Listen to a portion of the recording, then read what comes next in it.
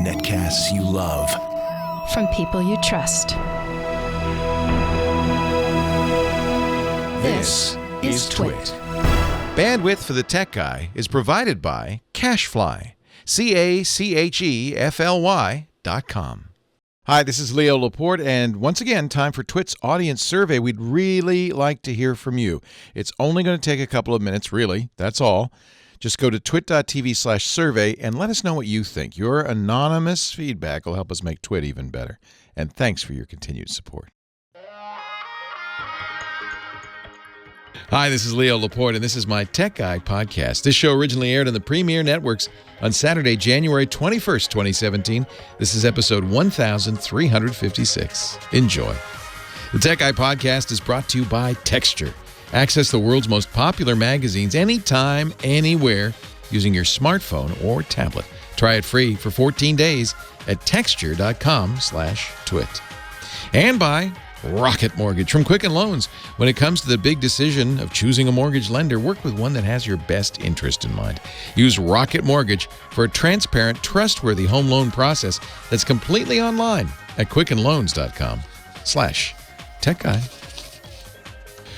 Well, hey, how are you today? Leo Laporte here, the Tech Guy. Time to talk tech. Yeah, computers, the internet, home theater, digital photography, smartphones, smart watches, virtual reality, headgear, autonomous driving, vehicles, robots.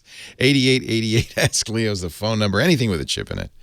888-827-5536. That's toll free from the U.S. or Canada. And outside those areas, you can call via Skype. And it should cost you nothing. It's a toll-free number.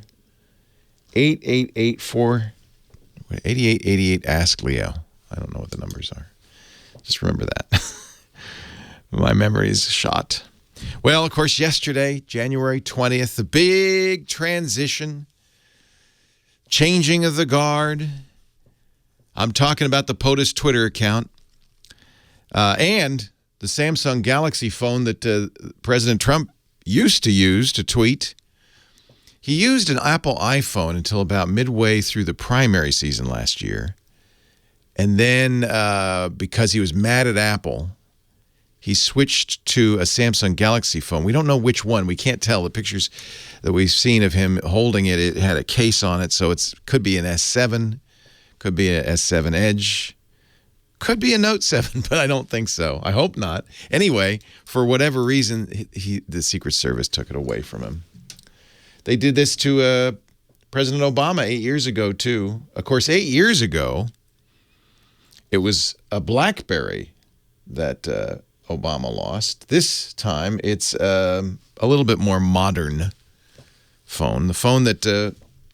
in fact, we know that Trump uses it to tweet because there were two, when you look at, sometimes you can tell, not always, depends on the app you're using, but you can tell in a tweet what app was used. And in some cases, it was an iPhone app. And those were the tweets that clearly came from the campaign, join me at our rally or whatever. And then there were the late night angry tweets that came from the Android device. Now, I haven't seen, by the way, they took it away. They gave him a secure phone. I'm not sure what kind of secure phone it is. Last time, I kind of felt bad, actually. President Obama had to trade in his nice modern BlackBerry for a like a several-year-old Windows phone that was massively modified. The reason is, first of all, everybody knows Trump's phone number. And apparently he's want to return, I found this fascinating, calls, even if he doesn't know who, he accepts calls. A member of Congress said, yeah, I just called him, and even though my number is blocked, he picked up. And he returns calls. Associated Press reporters left a message, and he returned it, even though he didn't know who it was from. So, is that a security problem? I don't know. I don't know. Is it? I don't know. But for whatever reason, the Secret Service has relieved the president of his Samsung phone and replaced it with a secure phone that is much more limited. And I thought this was interesting. This was a footnote, and I pay attention because I'm the tech guy. Apparently urged him to stop tweeting at real Donald Trump. This is from the New York Times. All they knew was for a secure encrypted device with a new number. The official rationale, according to Times, is security, but some of Trump's new aides who have often been blindsided when a reporter, outside advisor, or office seeker dialed the president-elect directly expressed relief. Apparently, though, like Obama, Trump uses his phone for news to keep up on what's going on and, to tweet. Don't know what kind of phone he got. In 2016, Obama had to trade his NSA-enhanced BlackBerry for an even more secure state-of-the-art smartphone. This probably is something related to the one that President Trump has. But that phone, the new phone, lacked the ability to text, take pictures, or play music. Oh, that's not so advanced. I don't know if you remember Obama on The Tonight Show saying, does your 3-year-old have one of these play phones? That's basically the phone I got.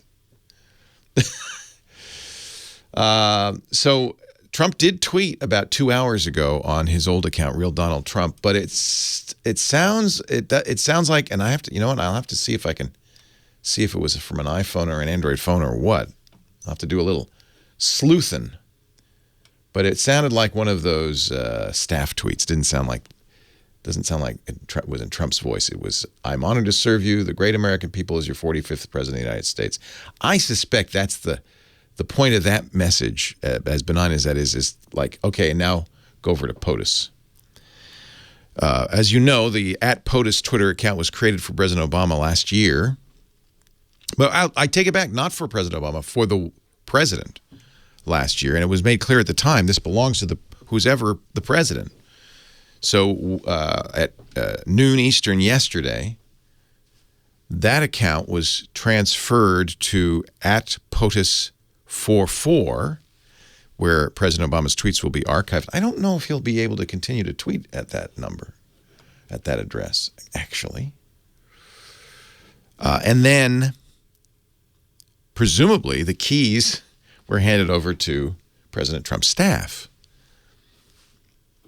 I haven't seen, let me check real quickly. I haven't seen if @POTUS has tweeted lately. There was a little kerfuffle. Apparently, a number of people complained that they had automatically been added to @POTUS.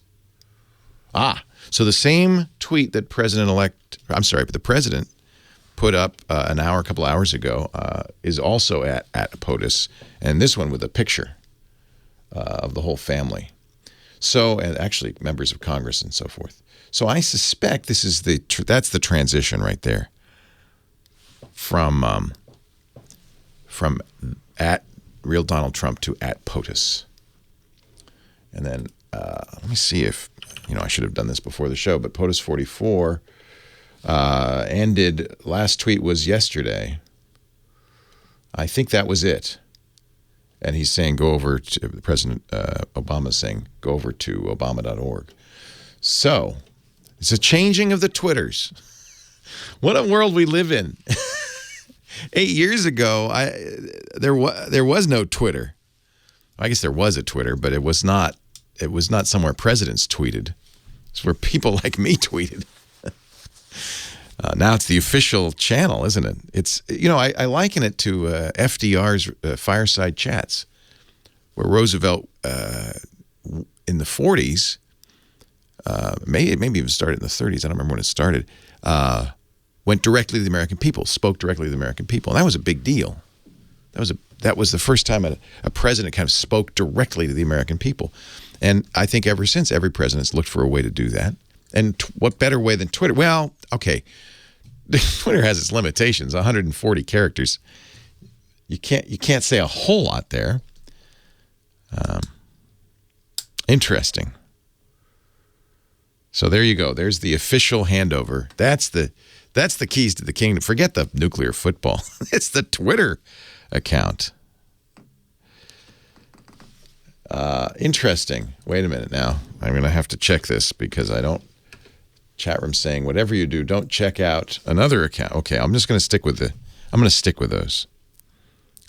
stick with @POTUS and wow,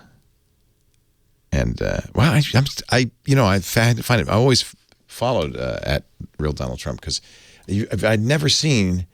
It's really the example of how Twitter is remarkable in that it just direct and to the point, right?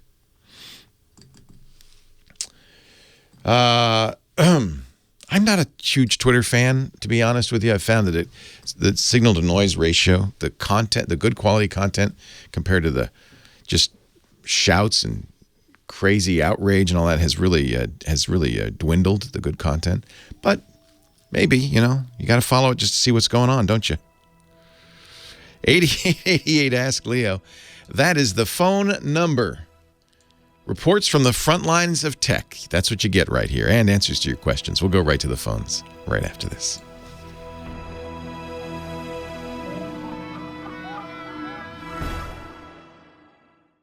Leo Laporte, the tech guy.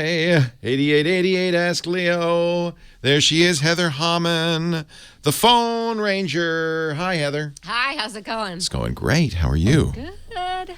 Good. I was a little sick last week, so I sound funny. You feeling better? Yeah. Good. Much.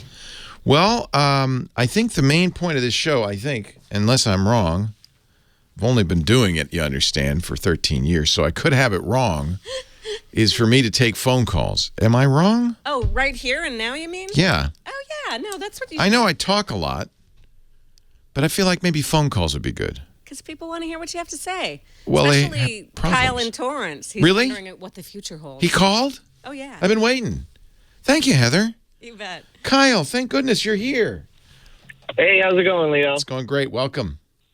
Thanks for taking my call. I love the show. It makes my Saturdays when I work not so boring. Bless you. Thank you. So I wanted to ask about the future of the PlayStation system. I know with the Pro coming out and the Slim and then the Scorpio on the Xbox side, I wonder if we're gonna see a PlayStation 5 in the future, or are we just gonna see, like with phones, like just upgraded models of the same system? Like, are we just gonna have the PlayStation Pro expanded more and more on? Are you a PlayStation user? Yes. Yeah. So the world of console gaming really breaks down into three groups, which of course is PlayStation, Xbox, and Nintendo. And then the world of gaming is quite fragmented. Then there are your PC gamers, and then there's your casual gamers, as well. Your mobile gamers. Yeah, generally, PC is considered, if you're willing to spend the money and take the time and the effort, to be the best, platform in the sense that it can be the most sophisticated, including virtual reality and all that. PlayStation's right up there, though. I mean, that's a very powerful processor in the PS4, and now they have PS4 VR. So the real question. So console game systems have a lifespan. Well, it used to be around 10 years, right, before they really got updated. The Xbox One to the Xbox to the 360 to the One, maybe not 10, maybe 5 years. And I would imagine, this is a big business, I would imagine we'll continue to see updates, especially since the PC is kind of wasting away. I mean, it's still a big gaming platform, but the future seems to be with consoles and mobile. And I think you asked a good question, which is, will all of this move to your phone at some point? That's what... not even move to the phone, but, like, are we just going to see, like, just... Like, they're not going to be like PlayStation 5, 6, 7, because I know most console life, as you said, 6 to 7 years. Yeah, it's hard to know, isn't it? I mean, why wouldn't they? As long as it's still a lucrative market, why wouldn't they? I think the death of the PC is probably good news for console gaming, because that will then become the predominant high-end gaming platform. And there's enough serious gamers to keep that going for a while. The Switch is interesting. That's Nintendo's new platform, which is both mobile and console. I'm excited for that, but it feels like they're keeping a lot of secrets behind it. It's like there's a lot of questions. There's a lot of unknowns answered. There are also not a lot of games on it so far. It looks like it's it's just kind of the Zelda and Mario and the kind of the classic Nintendo games. Nintendo's had a difficult time of it because they've been kind of positioned more as the kid gamer thing, especially because the Wii U was a flop. And the Wii U was a flop, and Nintendo's stuff isn't has always been a little lower quality, not lower video quality than the other guys. It's an interesting market. It's a billion-dollar market, multi-billion-dollar market. Xbox is second to PlayStation, Microsoft's Xbox. And as you point out, both Xbox and PlayStation are going to have some serious revisions this year. So I think we'll watch, but I think sales were very brisk over Christmas. I think there's no reason to abandon those platforms. I think one thing that's gone is discs, right? I mean, they keep them alive because GameStop and others are very big have big promotional value for the consoles. People line up to get the discs and all that stuff. But really, downloads are where it's at. I don't think that the growth of mobile gaming is as big as, casual gaming has become huge. But I don't think that that's been to the detriment of console gaming. I think with virtual reality coming to console gaming, and I'm sure Microsoft will do that with the next Xbox, this Project Scorpio. I'm sure they'll do augmented reality, in fact, which will be very interesting. Augmented reality will make a lot of sense if you combine that with a console. I think this is going to continue for a while, and frankly, so will PC gaming. The deaths of the PC is clear in terms of drop in sales, but it's probably also the fact that PCs will be as big a market share as consoles for the foreseeable future. Not as big as they used to be, but people are going to game on PCs. I think this is a good all around a good thing. So do you own all of them or just the PlayStation or? I have. I'm not really into mobile gaming because the price of the microtransactions. It's just they discovered that freemium model, and that now they just drive us crazy with, hey, if you really want to play this game, give us some more money. Yeah, I like to spend the money and play the game, but yeah. I have the PS4, and then I have I actually got over Black Friday. I got an Asus. I think it's a G752 gaming laptop for a really good deal. There you go. So would you argue that PC gaming is alive and well? I would say so, especially because of Steam. Like people love Steam. Like the market on there, the flash sales, and it's an interesting market that I've just kind of started dabbling in. I have an NVIDIA Shield Android TV, which is a box kind of like the Roku or the Apple TV. You hook up to your TV, and it has the regular apps like Netflix and Google and stuff. But it also has something called GeForce. What is GeForce Now? It has a gaming platform that's a streaming gaming platform. So it doesn't have enough power itself to play a high-end video game, but it is able to stream from servers the game. And so I've been wanting to play No Man's Sky. I mostly use Macs, and I don't have a Sony PS4.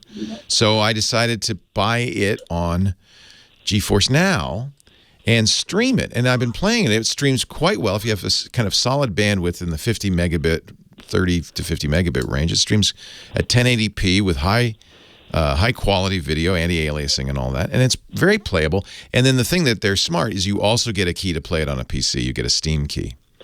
So it's so it's the same price as buying it on Steam, but I also get it on this little device hooked up to my nice 4K TV, and it's a great experience. You probably wouldn't want to play Call of Duty or any fast-paced game on it. I don't know if League of Legends would work or Dota 2, but or first-person shooters. But it's fine for No Man's Sky. It's great. Do you like No Man's Sky? I held off buying it because of the bad reviews, but I was very excited about it before it came out. And I think now all the furor is over. I'm kind of enjoying it. I've been exploring a planet. It's a very leisurely game. It's not it's not fast-paced. PlayStation 4 has the same streaming system for those games. Yeah. And I've heard people say, like, if you play something that's kind of like casual and it's fine for that. Latency will kill you on the shooters, I think. But I'm impressed. It's kind of tough. Yeah, I'm impressed. So I think gaming, if anything, is getting bigger, not smaller, and the pie is getting bigger. So the pieces of the pie, I think, will continue to grow, which means I think we'll see more consoles. Leo Laporte, the tech guy. Have you played No Man's Sky? Or are you enjoying it, Kyle? Are you still there? I'm sorry. Go ahead. Yeah, absolutely. Have you played it? I haven't played it yet. No. I with the bad reviews and everything, I was kind of that kept me from buying it. But then they've made improvements supposedly, and I think mostly the bad reviews came from promises made by the company that weren't lived up to. Like there's nobody else in this universe. It's not a multiplayer. You'll never see anybody. No, it's too big. But it's actually kind of it's not a bad game. It's kind of fun. It's really cheap too. I know. It's definitely not for the Call of Duty, the hardcore first-person shooter. That's not the kind of games I'm into. What do you play? I'm stuck in right now. It's this game called Albion Online. I don't know it. It's been in the works for a while. It's kind of like it's in final beta. It's an MMO. Yeah. Okay. But it's going to be on mobile, tablet, and PC. Oh. And the community builds the towns. Like when the game first comes out, I can go and build a blacksmithing station, and that's my station, and people have to pay to use it. I like it. You build the community. The graphics are kind of old school, like RuneScape, but that's what I noticed with No Man's Sky. I was expecting this very vivid, hyper-real environment, and it's not. But that's okay. It's kind of cartoonish. It's pretty in its own way. It's pretty. It's a little like Spore or Spore was great. Yeah, I don't mind those games where you kind of take some time and you're building up something and or what was the Evo? Is that the game where you're dinosaurs and it's kind of like that. Yeah, it's not all about graphics. I mean, I love a pretty game, but I take gameplay over graphics. I will take a look at somebody's mentioning Osiris, which I've kind of been interested in too, and I'll take a look at Albion. I don't have a lot of time to play games. I wasted way too much time Saturday playing No Man's Sky, and I felt guilty. Probably spent 3 hours, and I felt really guilty. I have so many other things that would be more productive for me to do, but it was very relaxing.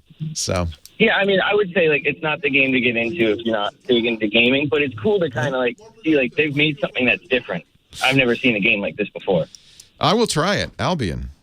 Is it closed beta now or is it still open? It's final beta. You have to to get into the final beta, you have to at least purchase the lowest level of the game. That's fine. But I mean, it's $30. But it's a lot of farming and collecting and gathering. Yeah, it's that sounds like everything. And it's kind of in a medieval world, huh? Yeah, like swords, magic, monsters. And I like that. But I was a huge Skyrim fan. I couldn't stop playing Skyrim. I love that kind of thing. Yeah, Did you play the remaster? I did. I just got it on my Xbox, and I'm loving it. Yeah. So and our kid plays Overwatch like crazy. This looks a little Overwatchy too. That game blew up. Boy, did that blow up. I bought Battleborn, and I was like, that was a mistake. Overwatch, man. That's the game, man. I know. Everybody on Battleborn is like, I'm going to go get Overwatch. Yeah. And I feel bad for Gearbox because it's a pretty good game. I know. It's such a weird business. You just don't know what's going to make it and what's not. It's just unpredictable. They shouldn't have released it at that time. Yeah, maybe the timing was bad. Yeah, they didn't know Overwatch was going to... Blizzard is just too big. Yeah, I agree. I love Blizzard. Hey, I got to run. Yeah. Thank you, Kyle. It was great talking with you, Leo. Great to talk to you. Good question. Thanks. All right, bye. Speaking of vision, it's time for our home theater guru. Scott Wilkinson is here. He is the host of the Home Theater Geeks podcast and also editor-in-chief at the AVS Forum, avsforum.com. And he's finally recovered, I would imagine, from CES. Yep, finally. What was the total mileage? 25.5. You walked a marathon almost. That's awesome. I did. Yeah. So I'm gonna put you really on the spot here. Uh-oh. Because I hate these kinds of questions. What was the one, and you only get one, most important technology or product that you saw at CES? Just one. I'd have to say the most important was Dolby Vision. Now, it's not brand new, but what was important about CES was that it was in many more products than we saw even last year. Last year, everybody was doing HDR10, which is the open high dynamic range format, and Dolby Vision was almost nowhere to be seen except in LG OLEDs and Vizio TVs. Now, it was announced in the latest LG, of course, and Hisense, TCL, most importantly, Sony has adopted it. I can't believe these companies have not learned that format wars are a bad idea. I agree. I totally agree. This is a little different because they're not mutually exclusive, right? No. In fact, LG now can accommodate 4 different HDR, high dynamic range formats. HDR10, the open free format, Dolby Vision. Technicolor has one. Oh, please. And there's one for broadcast developed by the BBC and the NHK called HLG, Hybrid Log Gamma, which I just had a webinar on this week, and I'll be writing about. So if you buy most TVs, will support at least HDR10 and Dolby Vision. Is that right? Or these days most will support HDR10. Okay. And what we learned at CES, and what I think was the big news at CES, at least in terms of TVs and video, it was that Dolby Vision was announced for many, many more products, including Blu-ray players, not only TVs, but also Blu-ray players, Ultra HD Blu-ray players. So the movie studios break down like this. This is so sad. HDR10, Fox, Warner Brothers, Paramount, Sony, Lionsgate. Dolby Vision, MGM, Sony, Warner Brothers, and Universal. Only one name on both lists, and that's Warner. That is really frustrating. It is. But I look at HDR formats like audio formats. You know, there's Dolby Digital, there's DTS, and those can coexist in AV receivers, no problem. So I think the same thing's going to happen here. These HDR formats for video are going to coexist, and studios can use one or the other. And as long as the TV has multiple decoders, which they will, it's not expensive to do. Then it's not a problem. Then it's not a problem. You don't have to choose one format. No. Okay. No. Then it's not a problem. And Dolby Vision is demonstrably better than HDR10. Is it? Yeah. So you would prefer Dolby Vision if you had to pick a winner? Absolutely. Okay. So Netflix is both. Yep. Amazon is both. Yep. Vudu is both. So I guess it doesn't really matter. You know, again, it doesn't really matter. Are TVs, if you bought a TV a year ago, like some people we know, can they be upgraded, or is it a hardware thing? Well, Dolby Vision requires a certain level of processing power. Okay. But if you had that, you could upgrade it. You could. In fact, Sony announced that their 2016 models have enough processing power to be able to be upgraded. Okay. And so they're going to be upgraded with firmware. Interestingly, the Sony Ultra HD Blu-ray player did not have Dolby Vision, and that was kind of surprising since they adopted it in their TVs. But we're going to see it in LG, in Philips, in... Is my old LG compatible, or is it not? Yeah, oh yeah, your LG OLED has both HDR10 and Dolby Vision already in it. Well, this is a good time to talk to Robert in Belmont, because he's buying a TV. Hi, Robert. Cool. Robert, are you there? Yes, right here. And Scott Wilkinson's here as well. Hey, Robert. Scott, here's what happened. As of just a few days ago, my wonderful 6-year-old LG 47-inch Infinia HD TV bit the dust, and even though it was 6 years old, every time I turned it on, I thought the picture was stunning.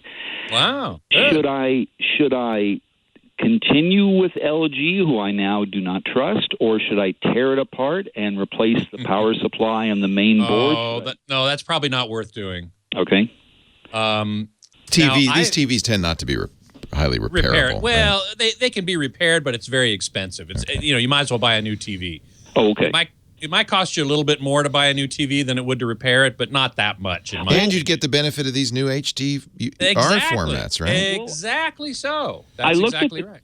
I looked at the cost of replacing it to something similar is actually very reasonable.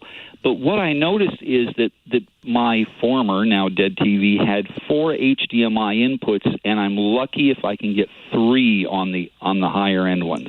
Well, why did you need so many? Is the question. I sometimes run my computer HDMI over to the 47-inch TV, and then I've got a Blu-ray and I've got a couple other things that plug into it. So you don't have an AV receiver? You're listening to the sound of the TV itself. You don't have external speakers. I'm actually happy with the sound of it. It's okay. I'd get an AV receiver, because that's going to solve your multi-input issue. That's right. You really only need exactly correct. You only need one, really, if you have an AV receiver. That's the beauty. Correct. That's the beauty of the AV receiver. Well, then you need speakers as well. So that now you're starting to talk about more of an investment. Right. But let me ask something: Is LG just a short life disposable brand, or should I go with? No, not generally speaking. Okay. I think you had bad luck. I think you had bad luck. I will say this: when you divide the cost of it by 6 years, it actually was pretty cheap. The only thing is, you hate to look at something that cost $1,000 and is not exactly portable, is only lasting 6 years. And here's the deal, you guys: it was plugged into an uninterrupted power supply continuously for 6 years. Wow! And you think the power supply died, which is not an uncommon problem.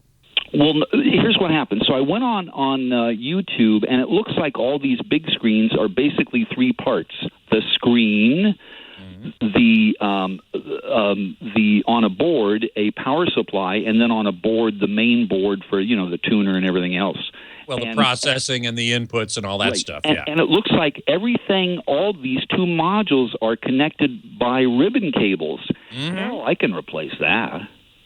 Well, it's hard to say. If the power supply itself went out, which again is not an uncommon problem, then that won't be so easy to fix. I mean, if you take off the back and you see a ribbon cable, and maybe you can replace it if you get the right kind of ribbon cable. The thing is, the technologies have really advanced in the last 6 years. I think it's like saying, I could save my my 6-year-old smartphone, or I could save my 6-year-old computer. It might be, given the price, it might be time to look at a new one. And Scott, your experience is that LG is reliable. They're not. Yeah. Is there a difference among manufacturers? Like, are some just crappy? He's not going to say. I'm not. It'd be difficult for me to say. I think. Look, I bought an LG. I bought that with the B, right? The B6 OLED.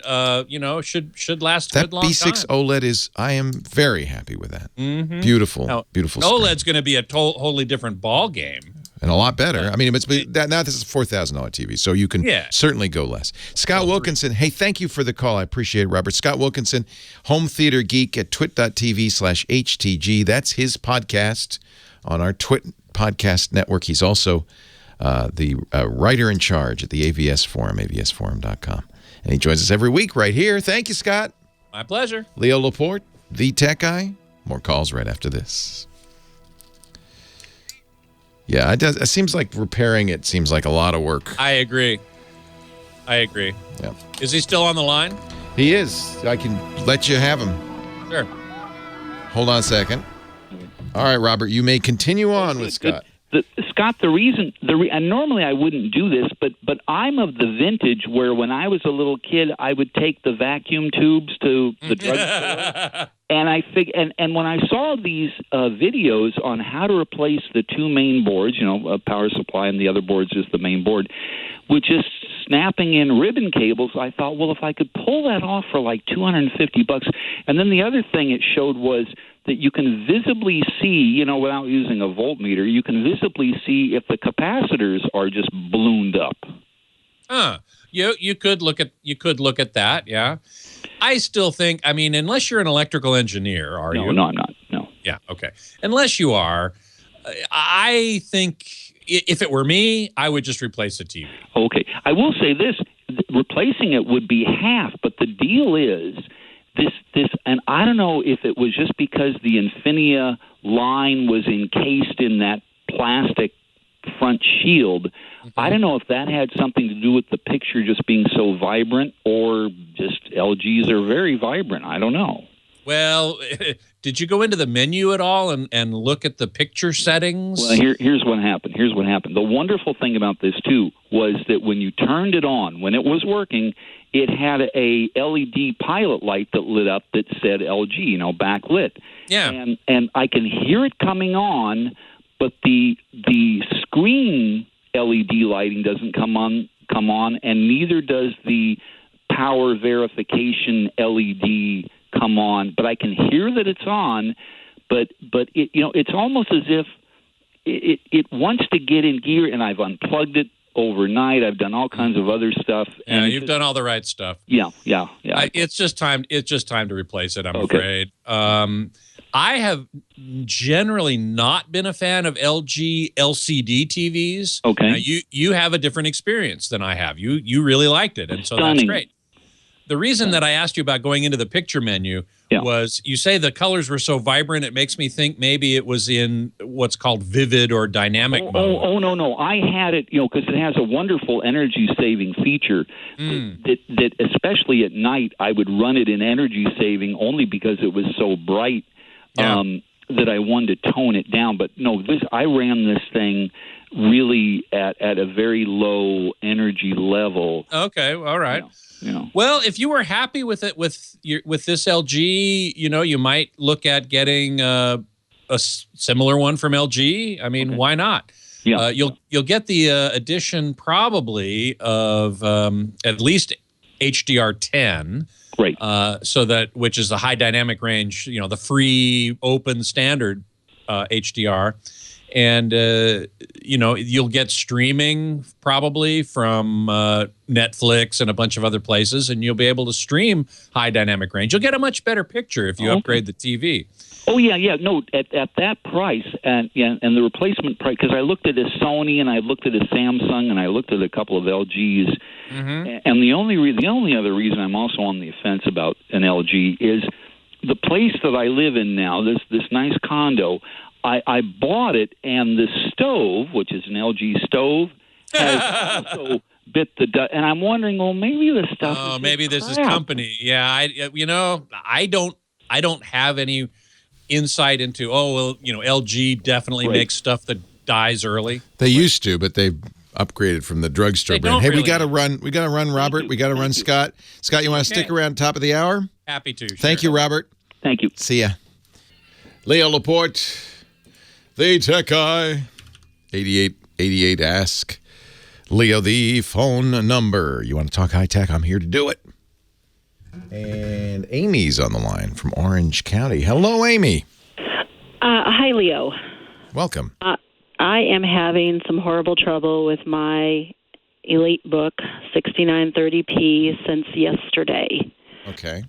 Just all of a sudden stopped being able to access the internet via Internet Explorer or Microsoft Edge. Mm-hmm. What did it just not show up? Does it say can't load page, or what does it say?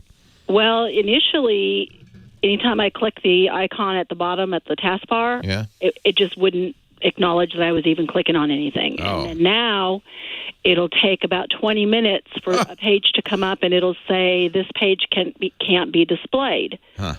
Now I have it hardwired into the router. Oh, interesting. From my other laptop, I can access the internet, no problem. Do you know if you have connectivity on that machine at all? I mean, is it a browser? I do.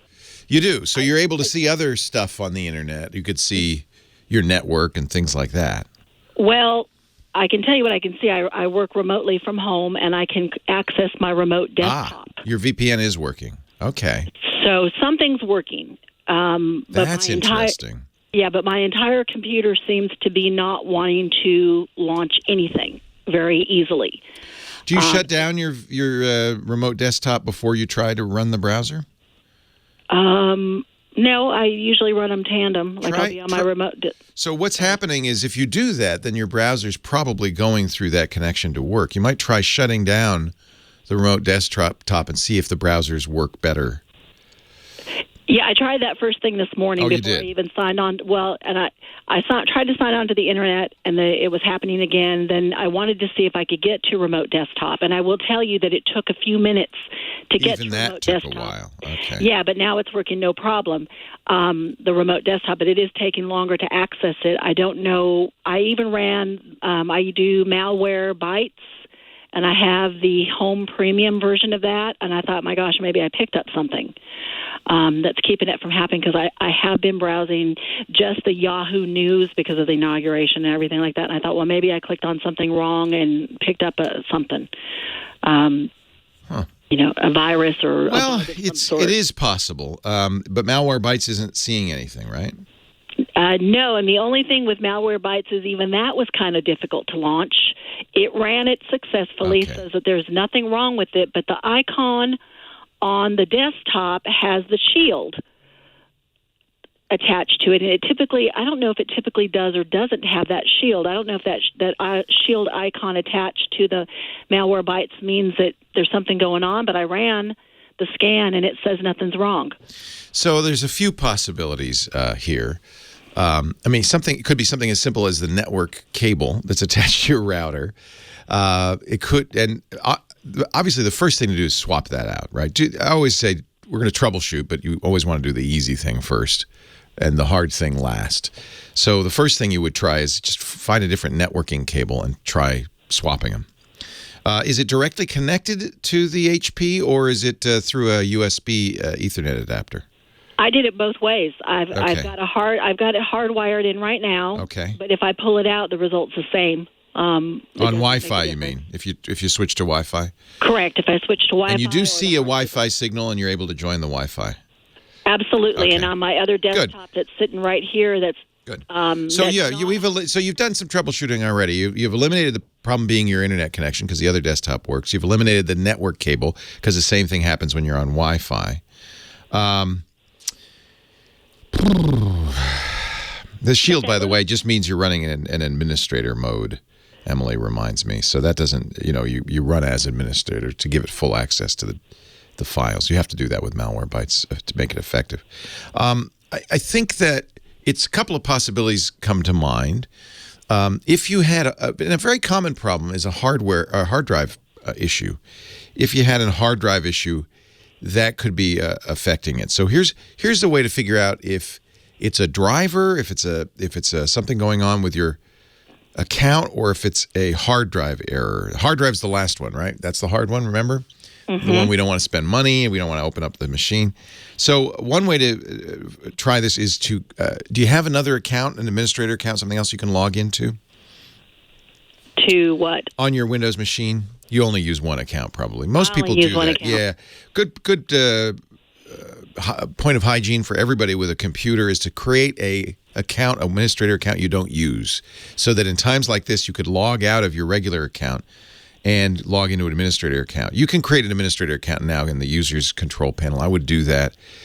Just another account, call it administrator and log into it. Don't use it from day to day, but it's a way to see if the problem is specific to your current profile or is it generalized to the whole machine. You see what we're doing? We're narrowing it down. Yes. So that's one thing to do. Next thing to do, reboot it and start up in safe mode with networking. What that does is it turns off all the unnecessary drivers, but it does leave networking on, and see if it's a little faster in safe mode with networking. If it is, then we know there's a conflict or a driver problem. If none of these things change anything, then we've got it. We've kind of narrowed it down to the easy things. We've gotten rid of the easy things. Now it's going to be one of the harder things, which is either your hard drive is having some issues, or perhaps your network stack or Windows itself has become damaged, and those can be replaced. Also, somebody's reminding me, thank you, Lumpy, that if you are running security software, sometimes security software can get in the way. Do you run anything besides Malwarebytes like McAfee or Norton or anything like that? Gosh, I hope not. Yeah, good. I like hearing that. Good response. Good answer. Yeah. So security software is most often the culprit when it comes to networking issues, right? Because its whole job is to kind of keep you from getting in trouble. Sometimes they're over aggressive. You're using Windows 10? I am using Windows 10. Okay. So if it is a problem with Windows, it's easy to fix. Windows 10 has a very good repair facility that it can repair things like a broken network stack. So I would take a look at that. And then if none of the above, I've given you now 3 or 4 things to do. If none of the above fixes it, then it may be, and this is kind of a common problem, hard drives have problems. And if it usually doesn't mean a complete and utter failure of the hard drive. It just means things slow down. Pieces of Windows that should load easily do not. And so it could well be something like that. So, well, as you can probably tell, I am not a techie. Oh, you're and doing great so far. It's going to be hard to give up this Elite book that I've had for so long, but I do know it's slowing me down.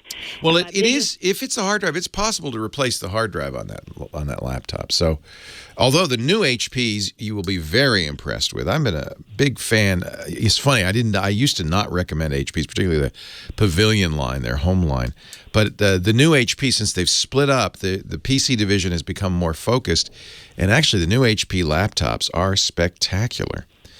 So how long have you had that Elite book? About 8 years. Yeah, that's a long time. I wouldn't be at all surprised if the hard drive is kind of starting to flake out on you. It's a spinning drive, right? It's not an SSD. Well, it makes noises, yes. Yeah. And it has been making noises on and off for the last year and a half. Okay. So yeah, I think it's a hard drive wearing out. They do wear out, especially the spinning ones. Hey, you'll notice if you get it. Are you ready to get a new laptop? Could you live with a new laptop? I probably could and probably should, and I'll tell you my biggest hesitation is my Office program. I have Office. I think I have the last Office program that comes with Publisher and Excel. And you want to keep that going. Did you save the disks for that? Well, it's kind of funny because I kind of lost the disc, but I called Microsoft. They have an awesome helpline, and he downloaded me an upgraded version that is not subscription. Nice. So get that. I hope you still have that file. Put that somewhere because you'll be able to reinstall once you get the new computer. So are you saying I'm able to actually make a copy of it off my computer, or do you think I could just link it to the other one and kind of? Well, you say he downloaded. Did he download an installer? What did he do? Do you remember? I don't remember, but it was on the phone. I was on the phone with him. I don't know if he gave you an installer file and you didn't throw it out. Then you could just, it'd be a .msi file that you could use to install it on the new computer. If he didn't, you might have to just call him up and say, "Hey, I've moved to a new computer. Can you help me here?" Yeah, they're great. I don't know how I got the phone number, but I saved it on my telephone. Yeah, keep that. Look for an MSI file. So if you have that, you can reinstall it. But if not, it sounds like they're being very generous with you. You got a serial number, obviously, and they can get it installed on your new computer. I understand why you don't want to go to the subscription, especially if you use Publisher. Yeah, you know what? You're going to love a new computer. Fast. That 8-year-old computer is a slug compared to today's SSD-based fast laptops. Those new HPs are beautiful. Leo Laporte, the tech guy.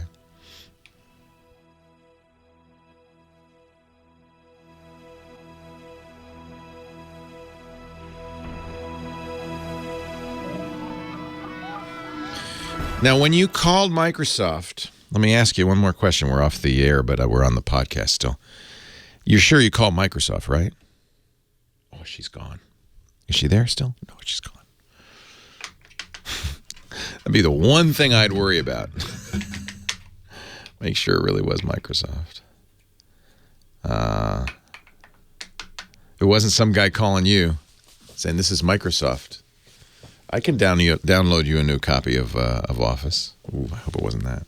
All right, Scotty.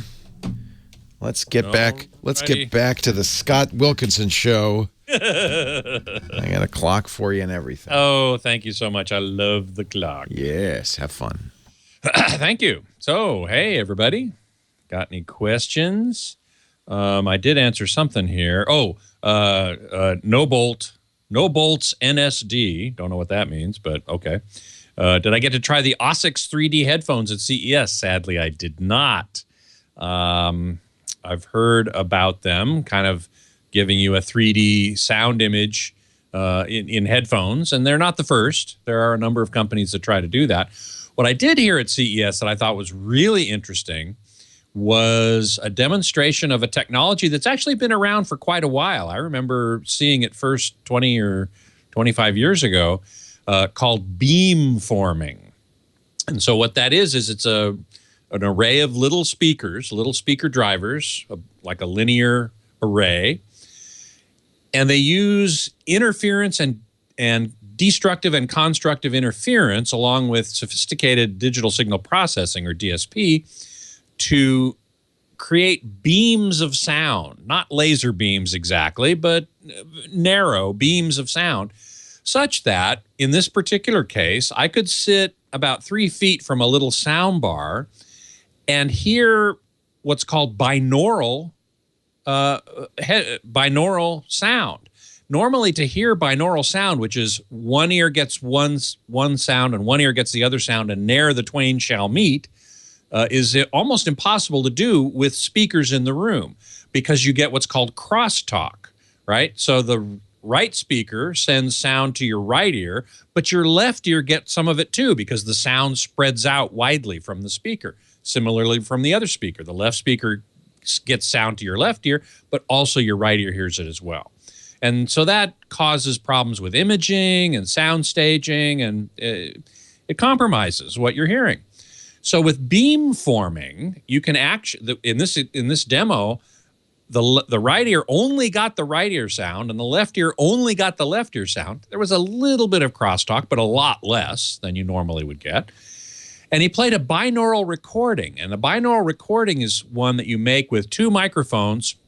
You have a dummy head with hopefully very accurate outer ear molds or models. You stick microphones in there and you record something. And if you play it back on headphones, it's exactly as if you were there where that head was during the recording. Well, this was a binaural recording that was made that way, but played back not on headphones, but on this little sound bar. It was amazing. It really worked very well. Now, as I said, this has been around for a long time. Yamaha has been using it in its sound bars for many, many years. I remember hearing it first 20, 25 years ago and thinking, wow, that's really good. And here it is now in a new form factor from a company called Comhear, Comhear. I think it should be pronounced come here. But anyway, that was a very cool example of 3D audio. DTS also played an example of that, which they call Virtual X, which is another form of what's called virtualization.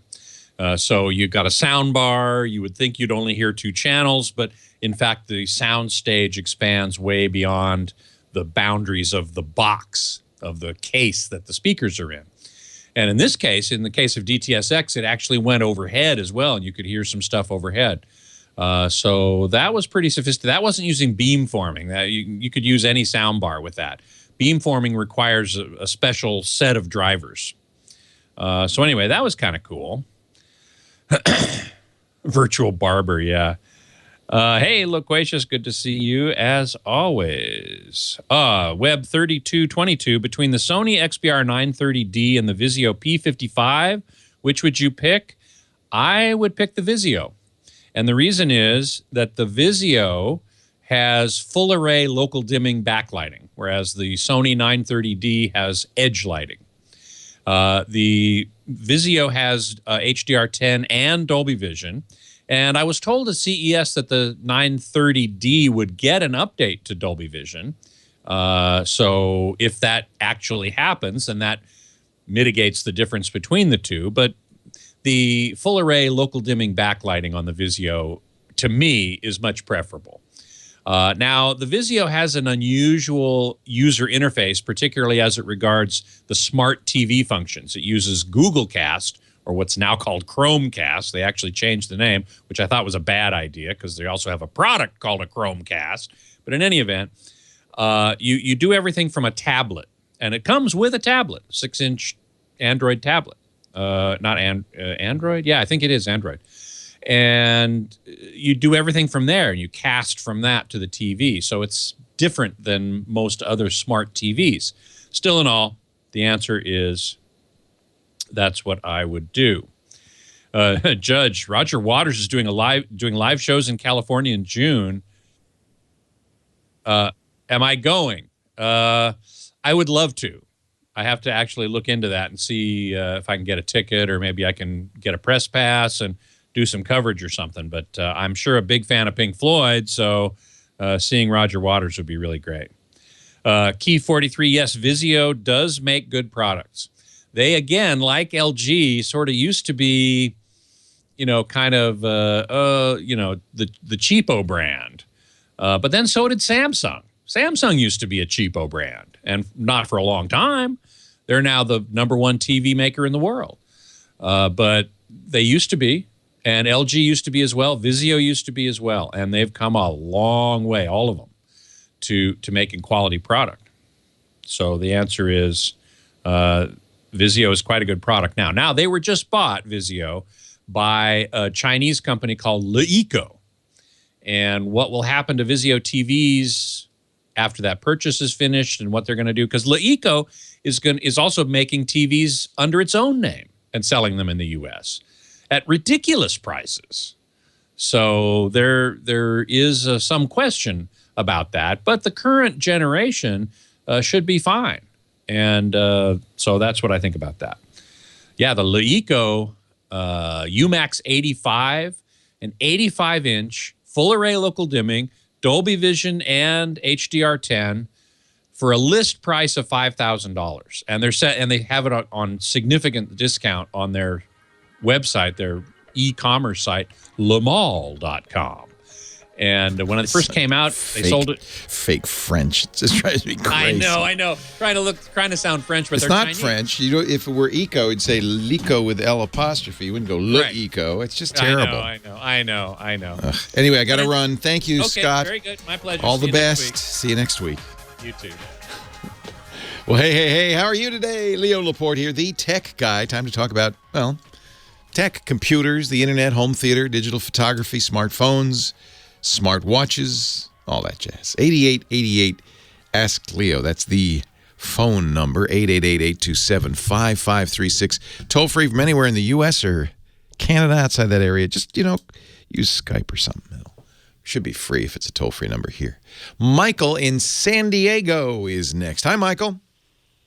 Morning, Leo. Afternoon. Listen, I called about Windows 10 now working, announced by Microsoft a few weeks ago, all the way from smartphones to desktops, Windows 10. Yeah. And on the smartphones, it's going to be supported by Qualcomm's newest Snapdragon 835 integrated processor, that includes the gigabit modem. Yep. 1 gigabit per second. Yep. And the newest GPU and CPU and GPU. So I'm just wondering what you think about that. It's going to be an emulation mode on the smartphone, so that's obviously going to slow it down a little bit. But nothing's going to slow it down as much as the dying market for Windows phones. Well, that's the whole thing. It's a Hail Mary movement for Microsoft, like Intel, trying to get more than single digits market share in smartphones. They both of them don't have more than single digits. Yeah. HP made a very interesting smartphone, the HP Elite 3X, and it is the last kind of ditch for a smartphone. It takes advantage of a feature of Windows. By the way, this whole idea of Windows everywhere, Windows 10 everywhere, is not new. Microsoft, when it announced Windows 10, said it's going to be the operating system for mobile, for gaming on the Xbox. It's going to be the operating system for desktops, for laptops, and for tablets. They'll all be running Windows 10, one Windows for all of them. That's a little bit of a fudge, obviously, because they're not really all the same, are they? But the idea was... Go ahead. Let me say something new about it is that the Snapdragon 835 is going to be migrated up from smartphones to tablets. That's right. And Microsoft announced Windows on ARM. That's an ARM-based processor. Mobile. So Windows on ARM will mean that, there'll be more ARM devices. In fact, many of us have speculated that ARM is the future of all computing, not just mobile, but desktop and laptop as well. Intel's certainly afraid of that. Apple, that Qualcomm has also announced and shipping samples to compete with Intel and servers. Right. Server market. That's right. And the 835 is designed. It's a very powerful processor. They actually lapped Intel. It's a 10 nanometer process. Intel has not been able to do a 10 nanometer chip yet either. Right. So no, this is impressive. I don't doubt that the hardware will exist. The question is can Microsoft make this market work? Microsoft's in a transitional phase between a company that, the Microsoft we know that made Windows and Microsoft Office, that was their bread and butter, into what they call a devices and services company. The devices are phones, tablets, laptops, the Surface, and the services, of course, are all of Microsoft's online services, that includes, by the way, Windows, which is now essentially a subscription product, and Office, which is essentially a subscription product. So Microsoft's been reinventing itself, I think with some success, where this whole idea of this HP phone is to take advantage of a new feature of Windows Phone called Continuum that allows you to take a phone, dock it, and make it a PC. And so we are heading toward... That's an interesting world, isn't it? That's also mentioned in the press release about the Snapdragon 835 supporting Continuum. Right. Imagine that. So you carry around a little thing with you that is in fact your whole computing world with all your data and everything. And when you get to the office, you dock it, and suddenly you've got a computer with all your stuff. You go home, you dock it, you got a computer there. You hit the road, you dock it, you got a computer there. That's an interesting, very interesting idea. Just remains to be seen. If you have time, if you have time, also comment on Qualcomm's Sense ID 3D fingerprint reader ultrasonic, so it's non-touch. Right. It's not. It was announced a year ago. I called you about it a year or so I remember. ago, Yeah. and it was too new then, but it's included now in the 835, and I expect to see vendors supporting this thing because it's superior to the touch fingerprint readers that both Samsung and Apple are using. Yep. Well, what's interesting is Microsoft was prepared for this. With Windows Hello, they created an authentication mechanism that's independent of the hardware. So Hello can use a camera, can use a fingerprint sensor, can use an iris reader. It could use all three, and it will work, as far as I know, very well with what Qualcomm calls its Snapdragon Sense, which is this new biometrics platform. So it's part of their whole security thing called Qualcomm Haven, Haven. Right. So Samsung's done this with Knox. Apple's doing it as well. Qualcomm wants to be a big player. I don't know if you saw the news yesterday that Apple is suing Qualcomm for $1 billion, saying they've been charging royalties for stuff they didn't invent. So we'll see about that. This is interesting. I find it interesting that Apple's suing Qualcomm. They are a Qualcomm customer. They also license Qualcomm technologies. To sue Qualcomm is a real shot against the bow. This is it's very bizarre. It is bizarre.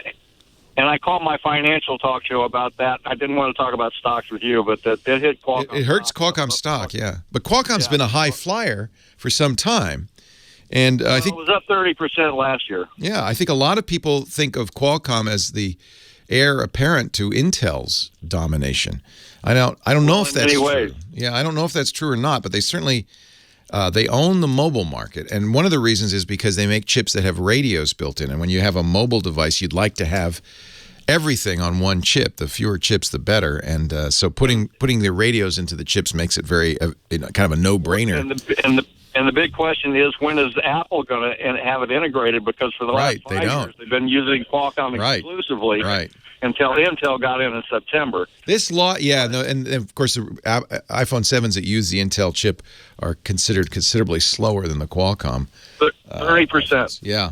So what's interesting is this lawsuit kind of Apple's announcement that the love affair, the honeymoon is over, and that they're not going to, I wouldn't be surprised to, remember Apple has, believe it or not, 1,000 chip engineers working for it. Yeah, designers. I know, and on the wireless too. But look, if Intel hasn't been able to successfully compete with Qualcomm on wireless radios, I don't think Apple, even with 1,000 engineers, is going to be able to do much better than Intel. But see, I think it's interesting because you're thinking of this. It sounds like more from a financial point of view, who to invest in, right? I'm a technologist, Leo, but okay. I write about finance. Yeah, it's fascinating. I mean, they're different. They are decoupled a little bit. Well, they're coupled, but they should be somewhat decoupled because the best technology often isn't the most successful stock. That's why I don't talk about stocks, and you have nothing. I have no idea what to invest in. I don't invest in tech stocks for that reason. I think it's hard to say, but I do think the ARM technology is on the rise. It's ascendant, and I think Intel has gotten away with bad bets in the past. They made a bad bet on Titanium, and they were very lucky to have survived that. They had a Skunkworks project that had a better chip, and they were able to put that into production quickly. I don't think they're going to survive this one. So I think Intel's in trouble. And ARM is ascendant. But remember, Qualcomm's just one of a number of companies that make ARM chips. ARM is a separate company that designs the chips but doesn't make them. Samsung and others make the ARM chips as well as Qualcomm. So it's a little bit of a different landscape than we're used to. One last point about the Apple using Intel.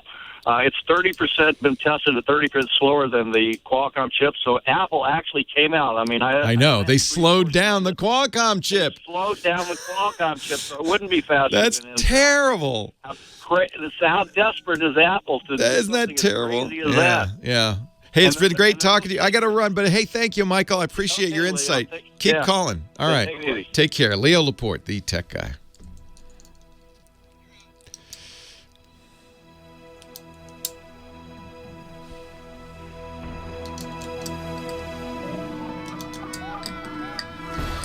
You know what I like? I like magazines. I know that's kind of retro, isn't it? But some of the best work in journalism, but also in fiction, is being done in print still, in the form of weekly and monthly magazines. What I don't like is the clutter, the expense of magazines, and that's why I love and recommend our sponsor, Texture, Texture. It's like Netflix for magazines. It's Netflix for magazines. So you pay one low rate and you have access to more than 200 of the best magazines on your iPad, on your phone, wherever you are. You've got the best magazines and lots of them. So I think about every month there's at least one article I want to read in Vanity Fair, in Rolling Stone.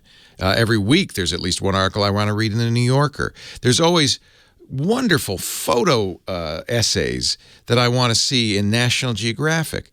Now I can do it all at once without a subscription to any of them through Texture. What's great about Texture is you get all the magazines, every page in the newsstand, plus back issues, plus bonus features you can't get in print, like video, and you could take it with you everywhere. That's really awesome. In fact, when I get on the airplane, I have my Texture loaded up on my iPad. Instead, I used to bring a stack of magazines on an airplane and leave them there. This is a lot less expensive. Go to texture.com/twit for a free 2-week trial. Check it out right now, texture.com/twit. It's environmentally friendly because it's completely digital. No clutter, no waste. Texture.com/twit. So whether it's artificial intelligence or self-driving vehicles or wireless electricity, it's all in there. You even get the tech stuff from PC Magazine and Mac World and PC World, Wired. I read that religiously. I just love Texture. Oh, and I don't know if I'm supposed to tell you this, but you can have 5 devices with your Texture account. That means Lisa's got the account and I have the account. We share our account, which is another great economy. You favorite the magazines you want, and they're automatically downloaded to your device, so they're always there. They're all here. I love them. Lots of recipes from cooking magazines. Even stuff like in my business, like Billboard and Adweek stuff, I probably wouldn't subscribe to. Billboard's expensive, but I can still see the Hot 100 because I got it. Texture.com/twit. 2 weeks free right now. Leo Laporte, the tech guy. Bill in San Gabriel, California. Hi, Bill. Leo Laporte here.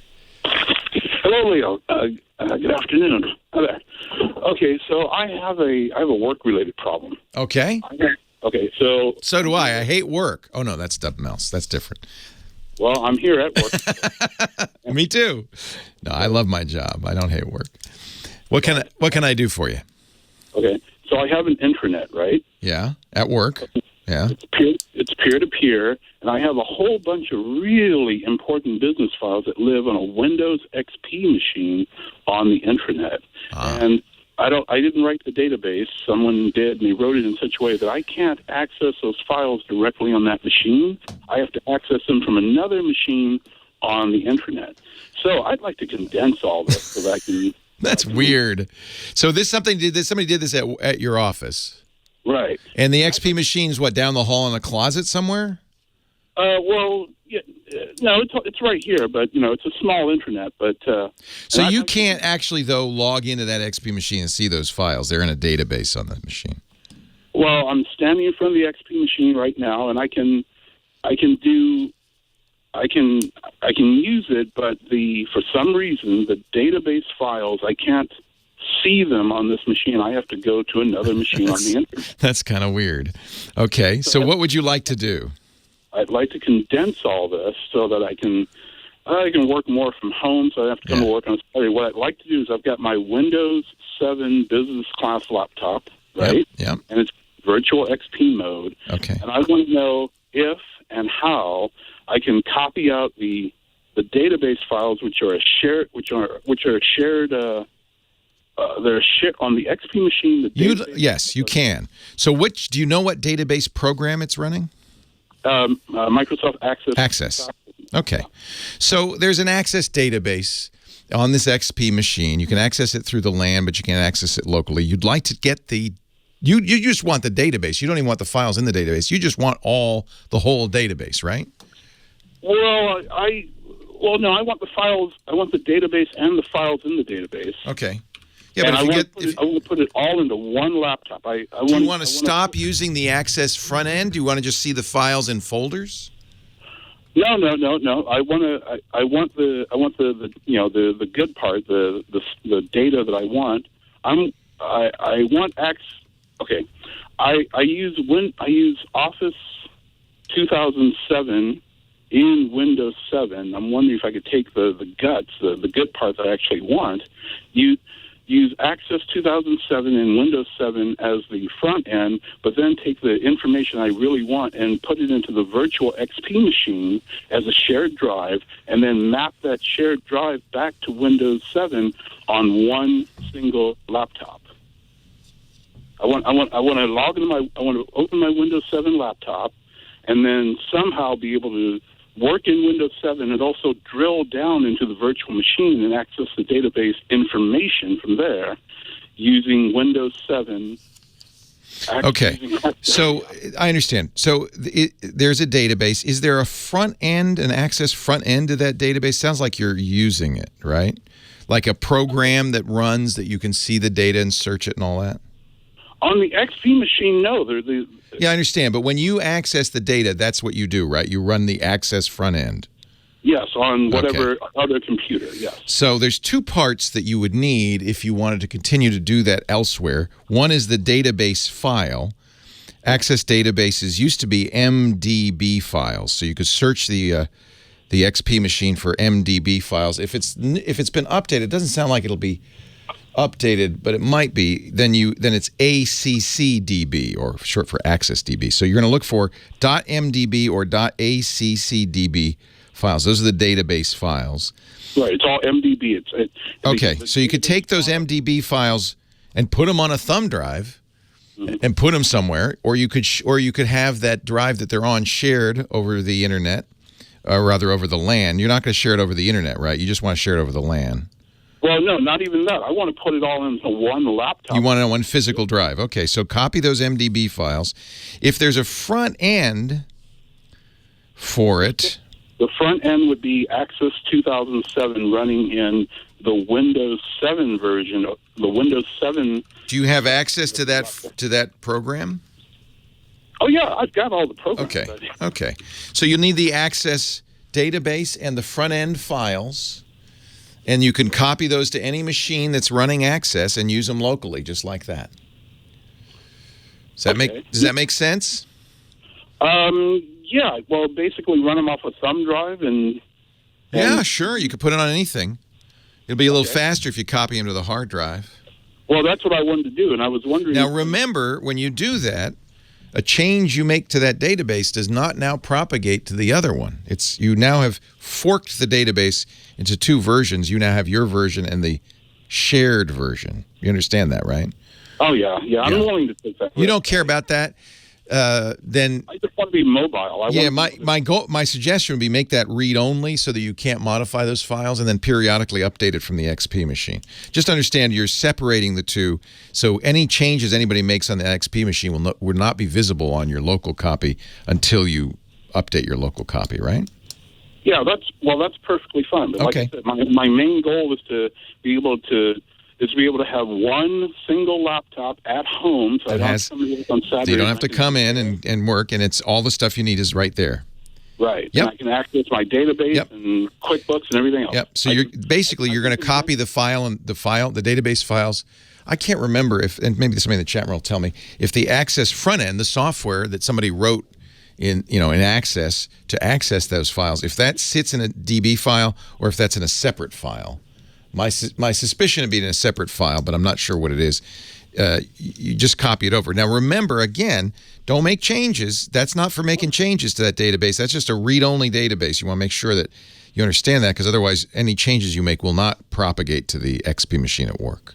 Oh yeah, I got that. I was just confused. I was just very confused because the files that I need, like I said, they live on the XP machine in a shared file. And that shared file is mapped as a network drive to all. Yeah. No, I understand that. That's so everybody has access to it.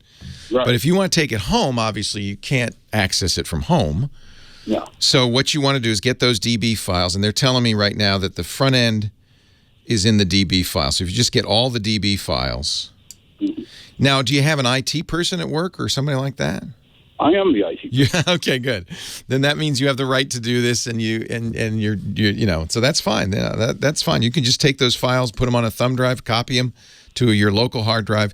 As long as you understand that you're separating the two, so updates will not be propagated, I think that's fine. Okay. Yeah. That's perfectly just fine. copy all those DB files, and then you have access on that laptop at home. You run Access, and it'll open up, and it'll say, you'll get that front end again, right?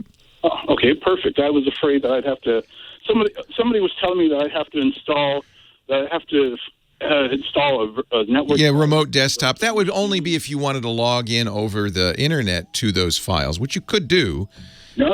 I want everything in one single. Yeah, just take them with you. It's yours. It's not shared anymore. It's your local copy. That's perfectly legal and fine as long as the company doesn't mind. Leo Laporte, the tech guy.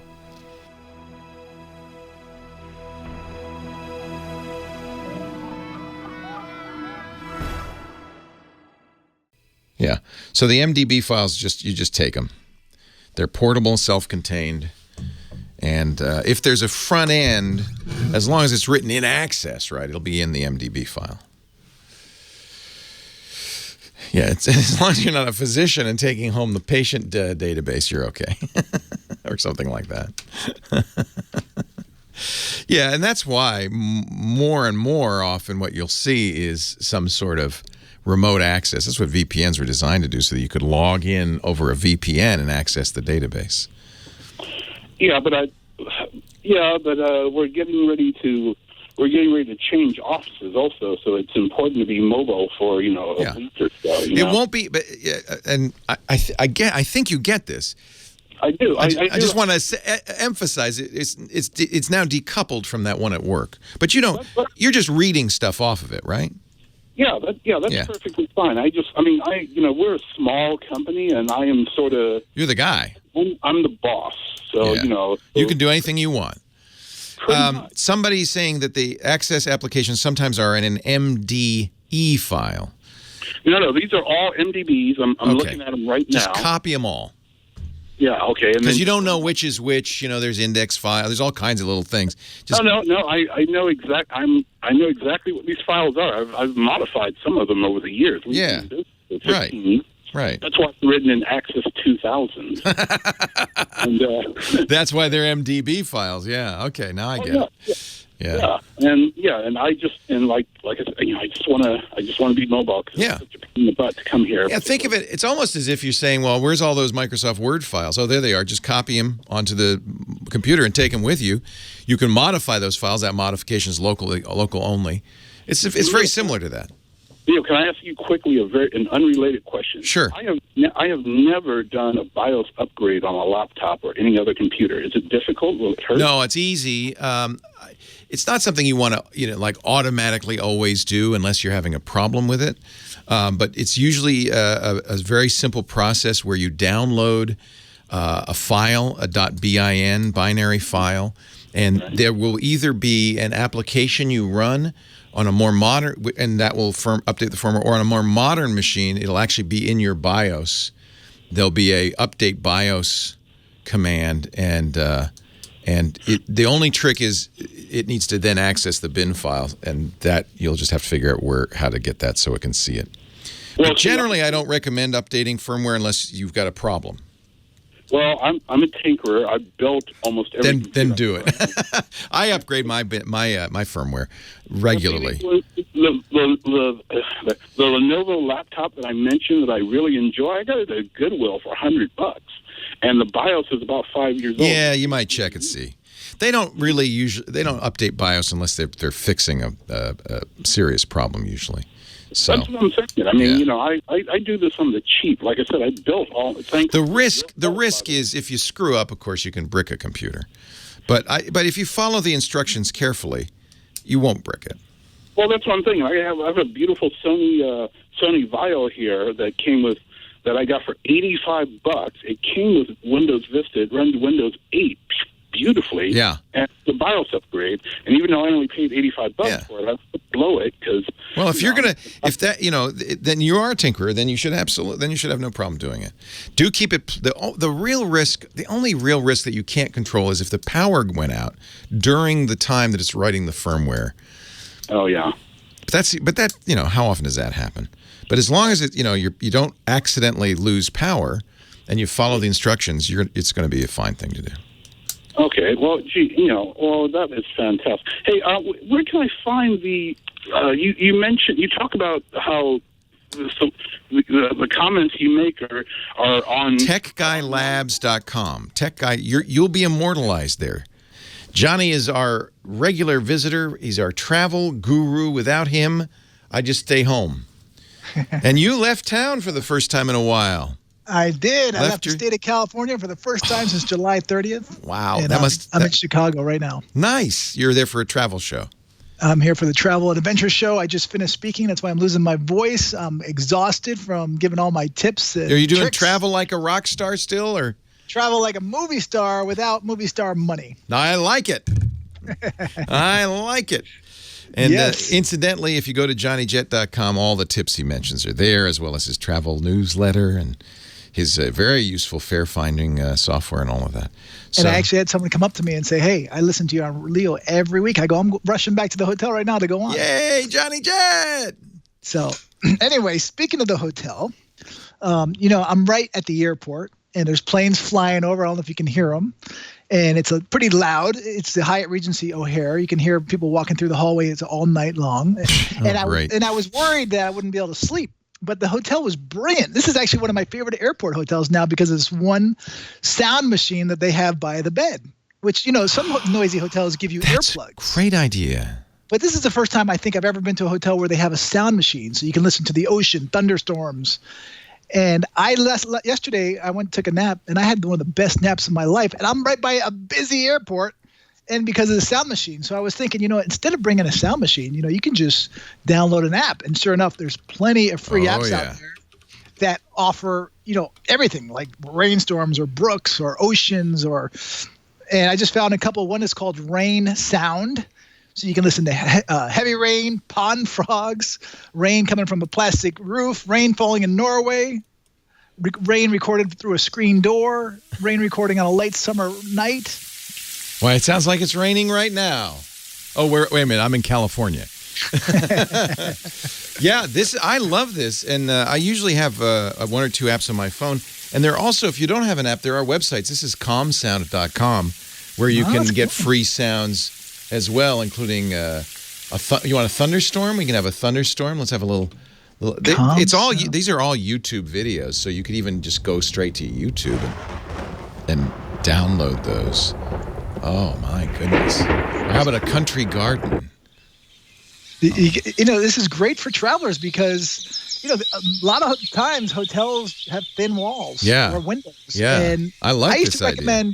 I used to recommend, bringing earplugs, but, it's kind of a safety issue in case there's something goes wrong, like a fire alarm or someone trying to break into your room. Right. This is a much better solution. And I honestly had a great night's sleep. And you can set a timer on this app, also on the machine by the bed.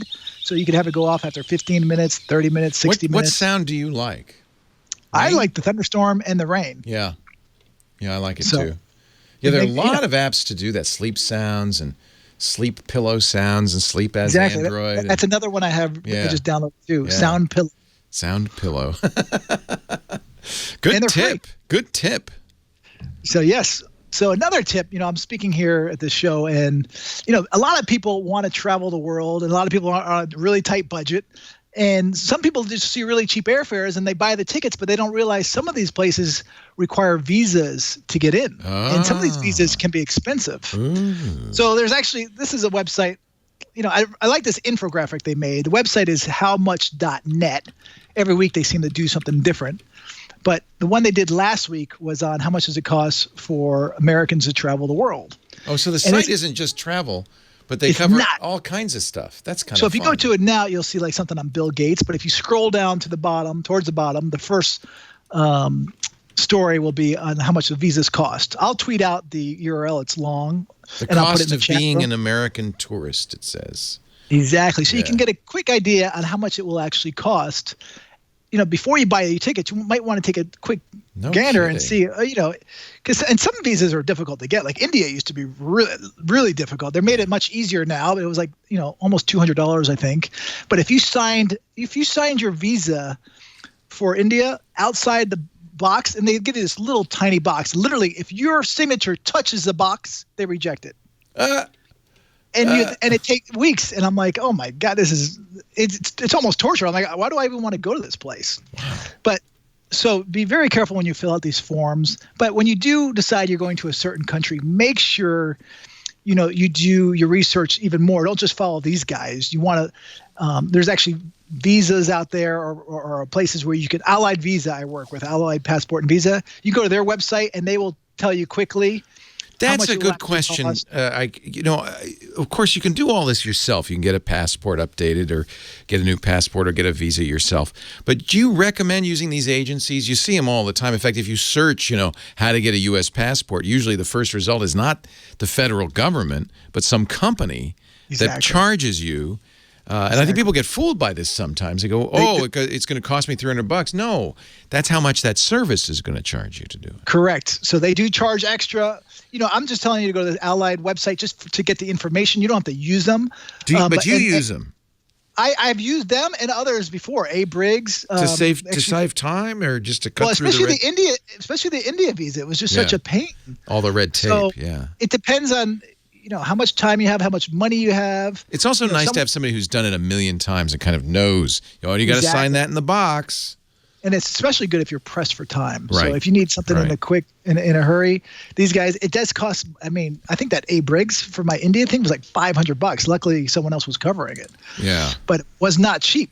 So don't trust that Google search. Make sure it's the U.S. federal government site that's telling you how much it costs. And when I was doing this research, yesterday for this, I did notice that you type in how much does a visa cost for a country, and I was thinking the State Department would come up or something, but it doesn't. These guys know how to work Google. You would think Google would be a little bit smarter than that, but yeah. You just have to be smart. Look at state.gov. That's the official one. And do you know how many Americans have passports, by the way? How many Americans have passports? Supposedly, the number, everyone says it, but I believe it's 38%. Is that all? Wow. Actually, that's pretty good. I was shocked. It used to be 26%. And then I think in 2007, when they changed the rules that you needed a passport to go to Mexico and Canada. Right. For a while, you didn't, if you weren't going to be in North America, you didn't. Yeah. That's why they had a huge spike. So that's why if your passport does expire this year, you want to get on it early because they're going to have an influx of people renewing. See, I love to travel. And even if I didn't, I'd want a passport because it's just cool. It's cool to have a passport. You pretend you're James Bond. And in my research, by the way, I found out which state supposedly has the most passport holders. Take a guess. California. That's what I would have thought, but California is so big, it's actually wasn't even in the top 5, I don't think. New Jersey was 62%. Really? According to one site. Wait a minute, 62% of people who live in New Jersey have passports? That's what, according to this site. I don't know. That's because they also got go bags. But it is a small state. Wow. New Jersey is the same size as Israel, so there's not a lot of people. Wow, and that's it's close really to New York interesting. City. Yeah. I think it's nice just to know you can make a run for the border if you had to. That's Johnny Jet, johnnyjet.com. Go there. Follow him on Twitter at JohnnyJet for lots of great travel tips. And, of course, his Instagram, which now shows Chicago That's right. Johnny Jet Well, on will be. Instagram. It was a lot of baby pictures for a while. Thank you, Johnny. And rightly so. Congratulations. Thank you. Thanks See for you joining later. us. So see you next week. JohnnyJet.com. Leo Laporte, the tech guy. Somebody's asking, hey, where do you put all this stuff, that you do on the show? We put it in the show notes on our website, so you don't have to remember anything. Just write down techguylabs.com. It's free, no charge to find out, what Johnny talked about, that kind of thing. techguylabs.com. Leo Laporte, the tech guy, 8888 Ask Leo, the phone number. And Nate is next in Diamond Bar, California. Hi, Nate. Leo Laporte. Hello, good afternoon. Good So afternoon. I have a question. I have a Nexus 6 phone that I purchased. Yes. And I was used to using a Samsung phone and an iPhone. Yeah. And I want to know, like when somebody sends you a text message on the Samsung phone and the iPhone, it'll give you like a 1 or 2 or 3, like how many texts you have and the the little badge notification thing. Yeah. Right. But on this phone, it does not do that. Yeah. And when I looked at, I kind of looked it up. It says that that's kind of like a proprietary. No, I'll tell you how this works. So first of all, what messages app do you use? It's the one. It only gave me 2 choices. The one that came with the phone. Yeah. Okay. So it's a function of your launcher. On the iPhone, you have something called Springboard is the launcher. Although most people don't know it because it's the only thing you can use. It's the interface. The user interface is called the Springboard. Just like on a Mac, it's called the Finder. On Windows, it's called Explorer. On an iPhone, it's called the Springboard. Springboard does notifications, but only on Apple apps. It'll show the little red badge of how many messages you have. On the Android phone, you can use the one that comes with it, the launcher they call it, but you can also use third-party launchers. And many third-party launchers have the ability to put little notification badges on apps. And not just Google apps, on a variety of apps, including the messaging app. So if that's a feature you miss and you really want, then you might want to look at another launcher. And this is one of the joys of Android, and it really kind of typifies Android, which is on Android, there's 100 different ways to do everything, which is overwhelming for some people. Some people prefer the iPhone just because, well, you do it this way, and that's how we do it. Apple decides, and it's done.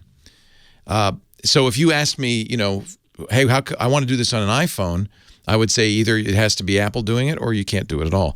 On the Android phone, oh, yeah. But here's what you got to do. You got to install something. I would use Nova Launcher, Nova. You can find it in the Play Store. And then Nova Launcher has a couple of additional little programs, one of which is a notification program that will then add those little badges for you. So I just go to Play Store and go to Nova Launcher? Nova. Just search for Nova Launcher, and you don't want to just install Nova Launcher. You also want to install, I can't remember what they call it. I think the activity monitor or something like that. And it will put up a little, you actually choose how you want it to notify you of additional messages waiting for you. But I like those badges. I agree with you. What I would like is better control, because Apple will put badges on all sorts of things I don't care about. I don't care how many Facebook messages await me. So I don't want that. But I do want it on my text messages. So you can...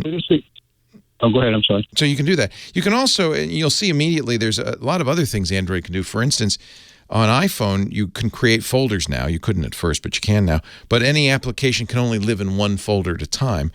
And the badges on the folders show up, which is, I find annoying. I've got 23 Snapchat messages. So that folder that Snapchat's in has 23 badged on. I don't want that. On an Android phone, you can put applications in multiple boxes. It's a shortcut. It's not the application. You can choose where the badges live and all of that stuff. So I would suggest you take a look at Nova Launcher, or you can go to novalauncher.com to learn more about it. There are other great launchers for Android. I also... I actually used Nova Launcher for a long time, and I now use another one called Action Launcher, which I also really like. Most launchers will give you badging. And then do I have to use the text? You can use any text messaging you want. I actually use Google Hangouts for my text messenger, and it works fine. Okay. Okay. I will try that. Thank you. I've been listening to you for many, many years, and I appreciate all your knowledge. How do you now? It's tough coming from going from iPhone to Android. How has that transition been for you? I like to. I had an Android before, and then I had an iPhone only because my son would use my upgrade. Oh, okay. And he has to have the latest greatest thing, and I would always get his hand-me-downs. And then we went to Samsung, and I really liked the Samsung phone, but when the Samsung 7 kind of... Yeah, that Note 7 was great. There's going to be a Note 8 in a couple of months, I'm sure. Yeah, and I had a Note, like an old Note 3. Yeah, I loved it. Finally gave up. Yep. And then I needed to upgrade, and I couldn't find anything. The 6 is great. It's a 6-inch phone. It's huge.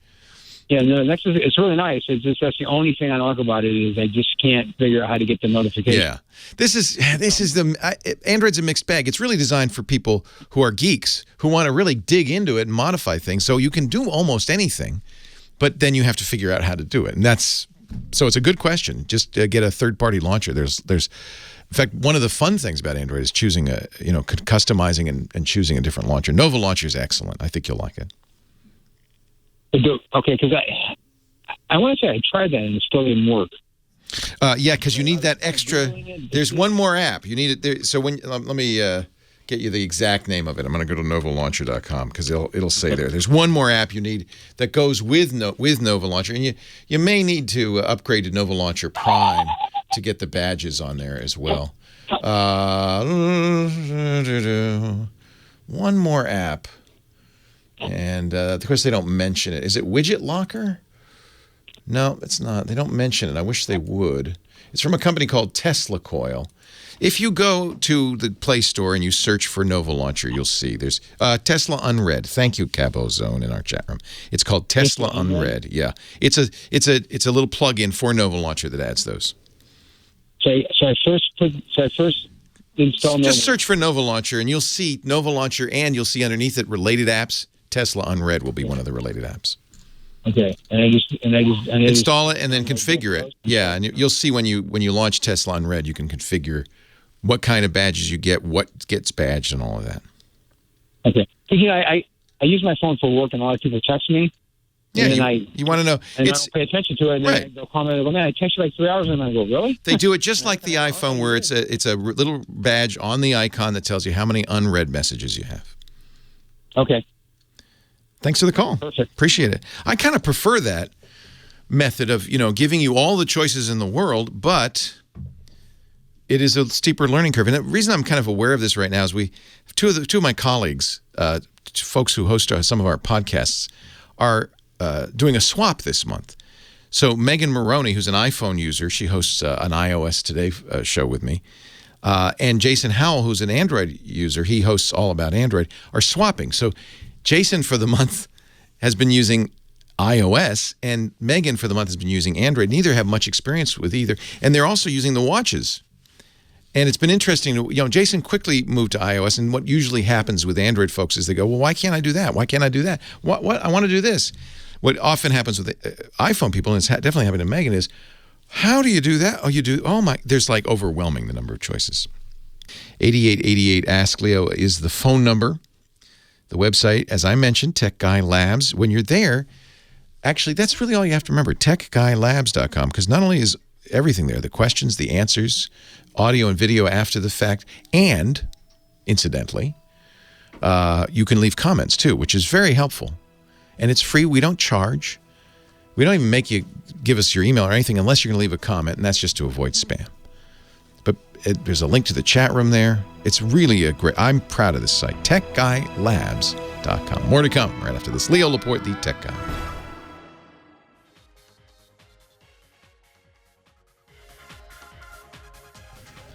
Well, hey, how are you today? Leo Laporte here, the Tech Guy. Time to talk computers, the internet, home theater, digital photography, smartphones, smartwatches, virtual reality, headgear, and all that jazz. 8888 Ask Leo. That's the phone number, 888-827-5536. That's toll free from anywhere in the U.S. or Canada. Outside that area, you can still reach us. Just use Skype or something like that. Voice over internet protocol. Jim in Danville is here. Hi, Jim. Leo Laporte. It's like, hi, Leo. How are you? I'm great. How are you? Thanks for hanging on. Oh, you're welcome. I've been listening to you, Leo, for 15 years, I think. Wow. And I love your show. Never managed to get on before, so I'm glad I'm here. Thank you. And I've just learned, I think, that we're back on in San Francisco on my old station, KSFO. So I'm very pleased to be back in the city by the bay, just down the road a piece from you. Wonderful. I love your show. Yeah. Anyway, okay, Leo. Yes. 3 questions, one longer one, 2 real quick ones. Okay. Okay, my computer has been having a lot of problems. I mean, the things that, well, I know that happens with a lot of computers. Yeah. But it made me think that maybe I had a virus. And I got to a desperate situation. I decided, you know what, the nuclear option's right, and I'm going to reset this thing. So I did that. And that's in the past. Whenever I've done that, everything comes out exactly like it was from the past. I mean, you rewrite Windows, you erase the drive, and you start over, that kind of thing. Yeah. Huh. I did it. Okay. And interestingly enough, though, when it was done, it said, you know what? We weren't able to erase all of your files. Oh. And it was users and programs and Windows. And that concerned me because I've heard somewhere that there are viruses that basically can keep themselves somehow even when you reset your Windows. So, I wouldn't worry about that, although I've never seen this message. Could you tell me exactly what it said? Oh, I wish I had a screenshot of it, but it said basically we weren't able to erase all of your old files and folders, and then it gave me a list, and it was like 4 or 5 different folders. So you've never seen that before? Not that error message. It doesn't mean it. It's not common. It just means I've never seen it. So here's the viruses that survive nuclear winter, which you've nuked the hard drive. The ones we're talking about are really unusual, really uncommon, and mostly designed by governments and nation states to do really evil stuff. Those are ones that would live on the master boot record, for instance, or and even those would get wiped out by any normal disk format. Or if you really want to get nefarious, they'd store themselves in non-volatile memory on the video card, things like that. They aren't normally in folders that aren't able to be erased by Windows. That's strange. In future, I wouldn't worry about it. What were the folders? Were they folders you recognized? Well, there was users, program files, program 86. Okay. It did. Windows. It did that as a favor to you because it didn't want you to have to reinstall your applications. It didn't want you to have to reinstall your data. It was being cautious. You can erase those if you want to, and the way to do it is when you start the repair process, they give you the option to repartition the drive. If you do that, it'll erase everything. I see. Okay. So I think it was mostly a convenience for you. Okay. They're not warning you, a virus prevented us from doing this. No. Okay, then I won't worry about that then. Okay, no. My second, much quicker question was, if it is reset completely free and everything is good now, I put onto an external hard drive a lot of my older files and folders that I wanted to keep. Is it unsafe for me to take those and put them back onto my computer again? No. So you mean in terms of viruses? Yes. Yeah. So quick primer on how viruses work. Ultimately, a bad guy has to execute a program somehow on your computer. He either tricks you into doing it, and that's the most common way, with an attachment that says, hey, Smithers, this is that Excel file. I need it by tomorrow morning on my desk. And it looks like it's an Excel file. It's attached to the email you opened, and it wasn't. Because when you opened it, you executed a program. The problem is people don't always recognize programs. Programs can lurk in a lot of places. They don't lurk in general in data files. So if it really was a .xls or a .doc, you'd be safe. I see. There used to be a way to get a program to run in Excel macros or Word macros, but Microsoft has disabled that now. If you open that file, you've probably seen this. It'll say, hey, there's some software in here that will execute. Make sure it's okay before you do that. Those are macro viruses. They're pretty much gone.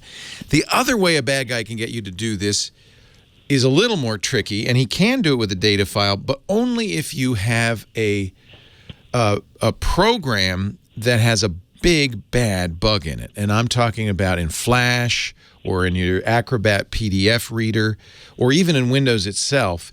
there was a bug in the Windows that allowed a Windows meta file, which is supposed to be just plain data, to infect your computer because it was plain data, but when read by the buggy program that displayed it, that data would be turned into a malicious application. That's happened too with the Acrobat Reader.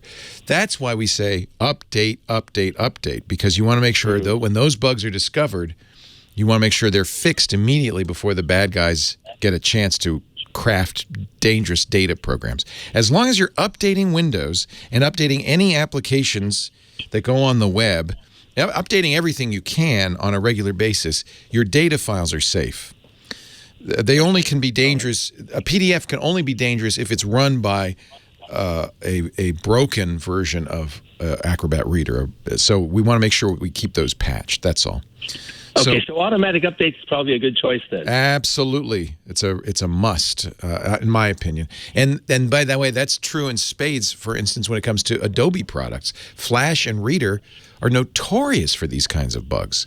You don't want to go to a website that starts playing a Flash animation that infects your computer. That would be a bad thing. So we want to make sure that especially programs that are run when you go to the web, run by your browser as plugins, get those fixed, always. And Adobe's moved towards an automated update system as well because of that, I think. Okay. Yeah. Great. Last question. Yeah. I've become really paranoid about viruses and malware, and so I use Malwarebytes Pro and Avast. I mean, should I be doing even more to try to protect my computer? No, the most important thing is the things, not the antiviruses. Those are your kind of second line of defense, but you. So even if you have antivirus software, if you open attachments that contain malicious programs or you don't keep Windows patched, it doesn't matter. That's the most important thing to do. So you're doing the most important thing by updating regularly, by being careful where you get files and what files you open. Email attachments, the #1 way people get infected these days. So be very suspicious, especially if it comes from someone you know, or the IRS or your bank. That's when you should be more suspicious. Nobody opens attachments from some guy named Vladimir Hacker that I never met. Nobody opens those. Those are that's not what worries me. It's when it comes from your bank, or really Vladimir Hacker posing as your bank. That's when you got to worry. So be careful about what you open. And then the AV file the problem is an AV file is kind of after the fact protection. It can say, "Oh, hey, you got a bug." By then you're in deep trouble anyway. So I don't. Most security experts I know put antivirus and programs like Malwarebytes pretty low on the list of must-do things. Updating is backup's #1, updating's #2.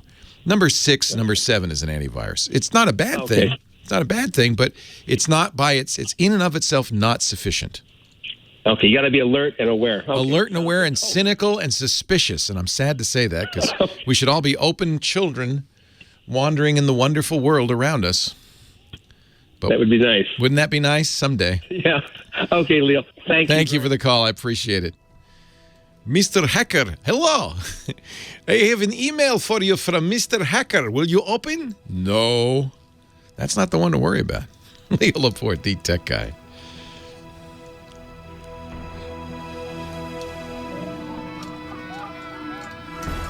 Yeah, good antiviruses like Nod32 and will try to protect you from opening EXEs and things like that. But there's this balance between annoying you and protecting you, and they don't want to cross over into annoying you, and so as a result, the protection is weak. Right?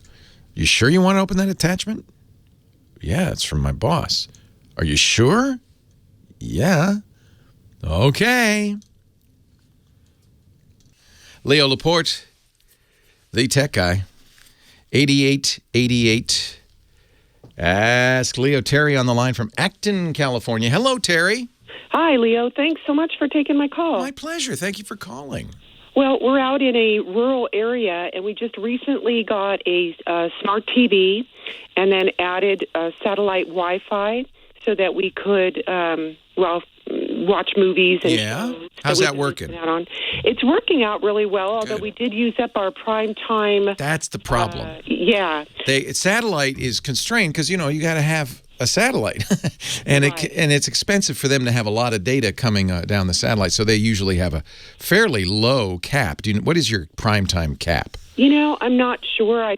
I want to say it's like 10. 10 gigabytes. Yeah. Yeah, so just a good thing to remember that an hour or two of high-def programming is a gigabyte. Okay. So if you had 10 gigabytes total, that means before half the month is over, you'd probably go through that. Right. So that brings me to my question, which is our off-peak hours, which is like 2 a.m. to 8 a.m., I would like to be able to download or and record it. grab shows and record them and watch them when I want to watch them. And so which services do you use? Do you use Netflix? Netflix is what we're focusing on now, and we use primarily our iPhone for this. Perfect, because Netflix has just added the ability to download onto your iPhone. Wonderful. But you'd have to get up at 2 in the morning. Oh, see, that's So what you want is something that'll do, like a TiVo or a DVR that'll do it automatically, is what you're saying. Yes, someone had recommended a program, but it looks like it's principally used for PCs. What is it called? Play On? Yeah. But it looks like it's mostly for PCs, and I'm trying to use it on my... So you want something for iOS that will do a TiVo-like function? Correct, like set a timer. Like wake up. Yeah. Wake up and download the Netflix. Mm-hmm. By the way, it's not all of Netflix, but it's enough. It's mostly the original content. It's enough that it would probably make you happy. Oh, yeah. Yeah. It's enough there to keep us busy for Yeah. years.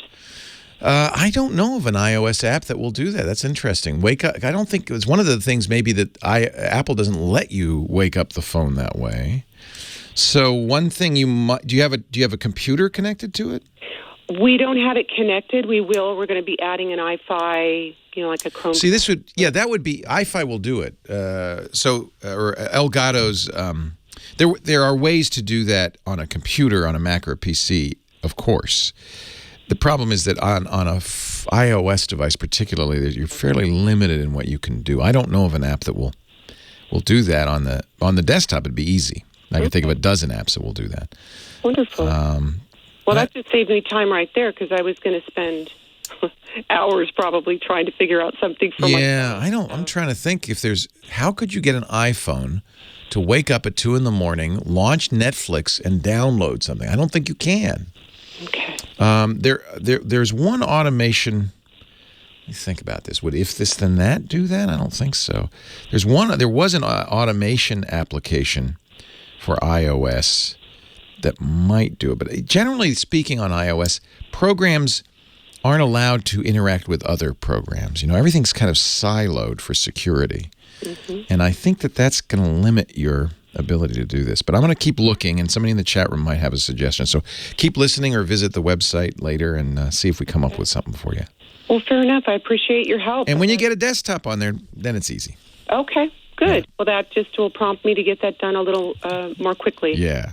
All right. Yeah, and then, there's Xbox Media Center and there's Plex. There are a lot of applications that are designed to download content and then serve it over your network so that you can watch it on your TV.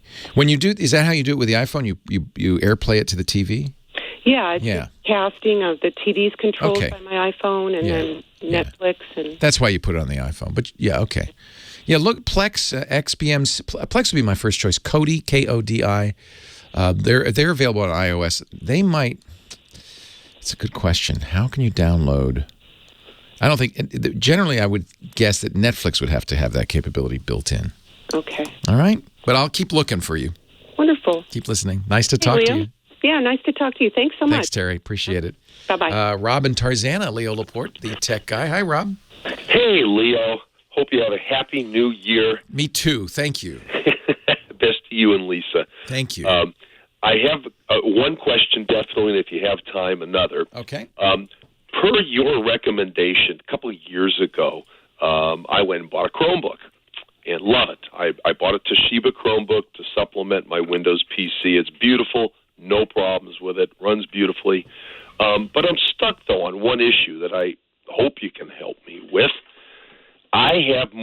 one Gmail account, and I check my emails from each one several times a day.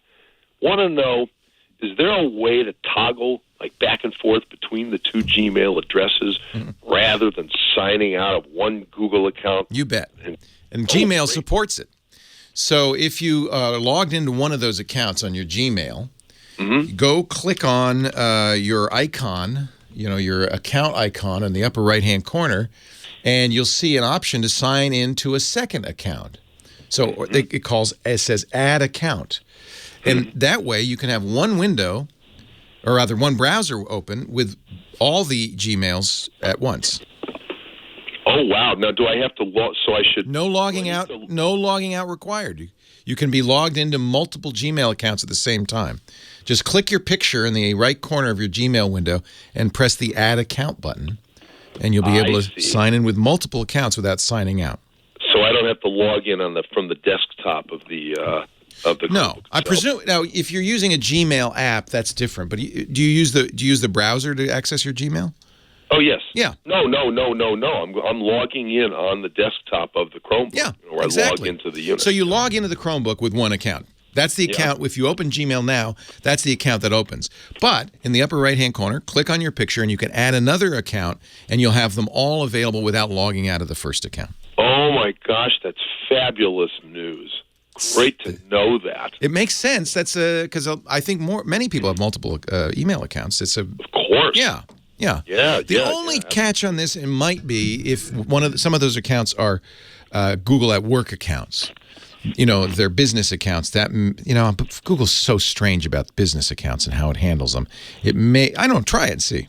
Yeah, I'll give it a shot. Actually, no, I know it works because I have a business email and I have a personal email, and I've been logged into both of them on the Chromebook at the same time, so it will work. Very cool. All right, do you have time for another question? 45 seconds. Okay, my wife has a 4-year-old MacBook Air, runs as slow as molasses. We want to repair the hard drive. We need to repair one of the keys, maybe. It's just aesthetically bad, not functionally bad. Is it worth their while to replace a hard drive rather than buy a new MacBook Air? Go to macsales.com, Otherworld Computing, search for your model, and they will have instructions on replacing it. And I think on the Airs, it's just a few screws. It's pretty easy to do. I've done it, and it really makes a difference. You get a nice, faster drive, bigger drive in there. It makes a big difference. Keys, I don't know. They might sell them. MacSales.com or iFixit.com for repairing the keys. That'd be a good choice. Leo Laporte, the tech guy. So iFixit has like repair manuals and parts. I don't know if they have Apple keys. But MacSales is a great place to replace your hard drive. Keys might be a little bit more tricky. Great to know. Yeah, I think you need to maybe replace a whole piece with the keys. Yeah. I'm reluctant to do that. You might even, the way Apple would do it is replace the whole keyboard. No, the way Apple would do it would be replace the whole computer and buy a new one. It's time for a new one. So it's a MacBook Air. Yeah. All right, let me just look at... From 2012. 2012. Yeah. Let's see. The new one costs $2,000, so she's not in a hurry to buy one. So the hard drive in that is just it's like a SIM card. It's a small DIM card that goes in. If you look on the back of the Air, there are, I think, 8 or 9 or 10 screws. Mm-hmm. They're probably specialized, but the good news is when you buy it from Otherworld Computing, they usually give you the tools. They certainly have the install videos, and they sell for that model. They sell little flash drives that go right in there, easy peasy. I've done it. You can do it yourself. It's $125. Boy, that's for 240 gigs, and their drives are fast. Worth a try then. Yeah. Okay. Yeah, I like these guys. MacSales.com. It's Otherworld Computing is the name of the company. They're all Mac. Trying. All Mac. Yep. All right. Well, thank you. So now, how does she download? Is it tough for her to download all the software after that at that point? I mean, the operating system. So what they do, when I bought it, they gave it to me. They might charge you for it. Is give you a little enclosure, external USB enclosure that you could put the old drive in, and it becomes like a little flash USB drive with all your stuff still on it. Mm-hmm. Then she plugs it into the MacBook Air and copies what she needs. Wow. Yeah. Great idea. Thank And you. Apple makes it really easy when you do this. When you put a new drive in, you just boot up, hold it. You hold down the, I think it's Command R for recovery, and you can install from the network the version of the operating system you need. So Apple makes this really easy to do. Anyway, they have all the instructions at Other World Computing. That's great news. Thank you so You're much. very welcome. Never would have heard this without you. It's what I do, man. It's what I do. Hey, nice to talk to you. Nice to talk to you. Have a great week. Thank you. You too. Bye-bye. Bye-bye. Leo Laporte, the tech guy, 8888. Ask Leo, 1, 2, 3, 4, 5, 6, 7, 8, 9, 10 screws on the back of the MacBook Air. Easily removed. You need a special pentalobe screwdriver. And that's why you want to go somewhere like Other World Computing, because they specialize in Macs, and they actually include the weird screwdriver that you need in the box. Apple does that so you won't fix anything. Oh, I don't have the special screwdriver, but you know what? It's widely available. It's not copyright or anything. 8888 Ask Leo, the phone number 888-827-5536. I'm still looking for some sort of automation program for iOS. There used to be quite a few. Well, not quite a few, but some automation programs. But I think Apple really hobbles what you can do with an automator. So there was Workflow. Remember that one? Yeah, Workflow. So you could check it out. It's not free, I don't think. But Workflow might let you say at 2 a.m. open Netflix and download. It might. I'm not sure. Let's see, what can you do with it? You can make you can play a playlist. I think mostly it's limited to launching stuff. It's a good idea. Anyway, take a look at that Workflow. And maybe it'll let you do that. 8888 Ask Leo. That's the phone number. The GizWiz coming up in 10 minutes. Dick D. Bartolo with some gadget or gizmo that he's found that'll make your life better. And if not better, it'll at least make you laugh out loud in surprise. Rick Glendale's next. Leo Laporte, the tech guy. Hi, Rick. Hey, Leo, thanks for taking my call. I got a quick question, and then if time were to allow, a second quicker question, but you can fire when ready, Rick. All right. I'm one of the few users that really misses Windows XP, and what I missed particularly was the desktop search engine. I'll give you an example. If I knew on my computer somewhere I had a PowerPoint file that I created on December 10th, 2012. Oh, yeah. That was enough info for me to find it under XP. And it had a little doggy, too, which was nice. Yeah, go fetch it. Go get it, yeah. Is there a parallel program out there I can use with Windows 10 that'll find my files? I would think Windows 10 would still have that kind of search capability. I'll have to check that out. But I can recommend some third-party programs that are even more amazing. That would be great. Yeah, I've used for years something called X1. Now, they used to be free. I think their model has changed. It's x1.com. But it was the fastest search ever. You'd type one letter, would show everything with that letter. Second letter, boom, everything with both letters. Third letter, boom, and it would show documents. It was the best search engine. I put it even on XP. I liked it so much. I would love that because I don't see it in Windows 10. In the Windows 10 search, I just don't see those filters for date or file. Yeah. I just kind of see file name. Yeah, that's weird that they took that out, isn't it? It is. So X1 is they have a free 2-week trial. You could see if it's worth it for you. I think it's the best Windows search tool out there, but it's $50 if you want to buy it. So no, it'd be worth it for what I'm doing. And then there are programs like Total Commander that do much better job. You can, in other words, third-party Explorer replacements that will have much better search built into it. Total Commander's free. That's from ghisler.com, GHISLER. That's the author.com. Fantastic. And that's, a lot of people prefer it to Windows Explorer. I think Explorer, especially in Windows 10, has gotten better and better. But you're right. There are little things like that are missing. So you don't have to replace Explorer. You use it in conjunction with Explorer. People remember the old Midnight Commander and Norton Commander. People loved that interface, kind of a tree-based interface. So this is what Total Commander does, and it's shareware. He's been keeping it up to date. It goes back to Windows 95 days, but he's updated it to Windows 10. And I think it's worth a try too. Total Commander, that's free, I think. Can I jump to a second question? Yes, indeed. Okay. You're going to think it's not quick when I tell you what it's about. I'm cutting the cable today, okay? Woohoo! After years of being a cable user, I'm cutting the best part of that is sticking it to the man, right? Absolutely. My cable company merged with another. I know who your cable company is. I know exactly. Everybody's been suffering with that nightmare. Yeah. Okay. And your website has a wealth of information. I've scoured your site. And there's so much useful information. A lot of cord cutters in our audience. Yeah.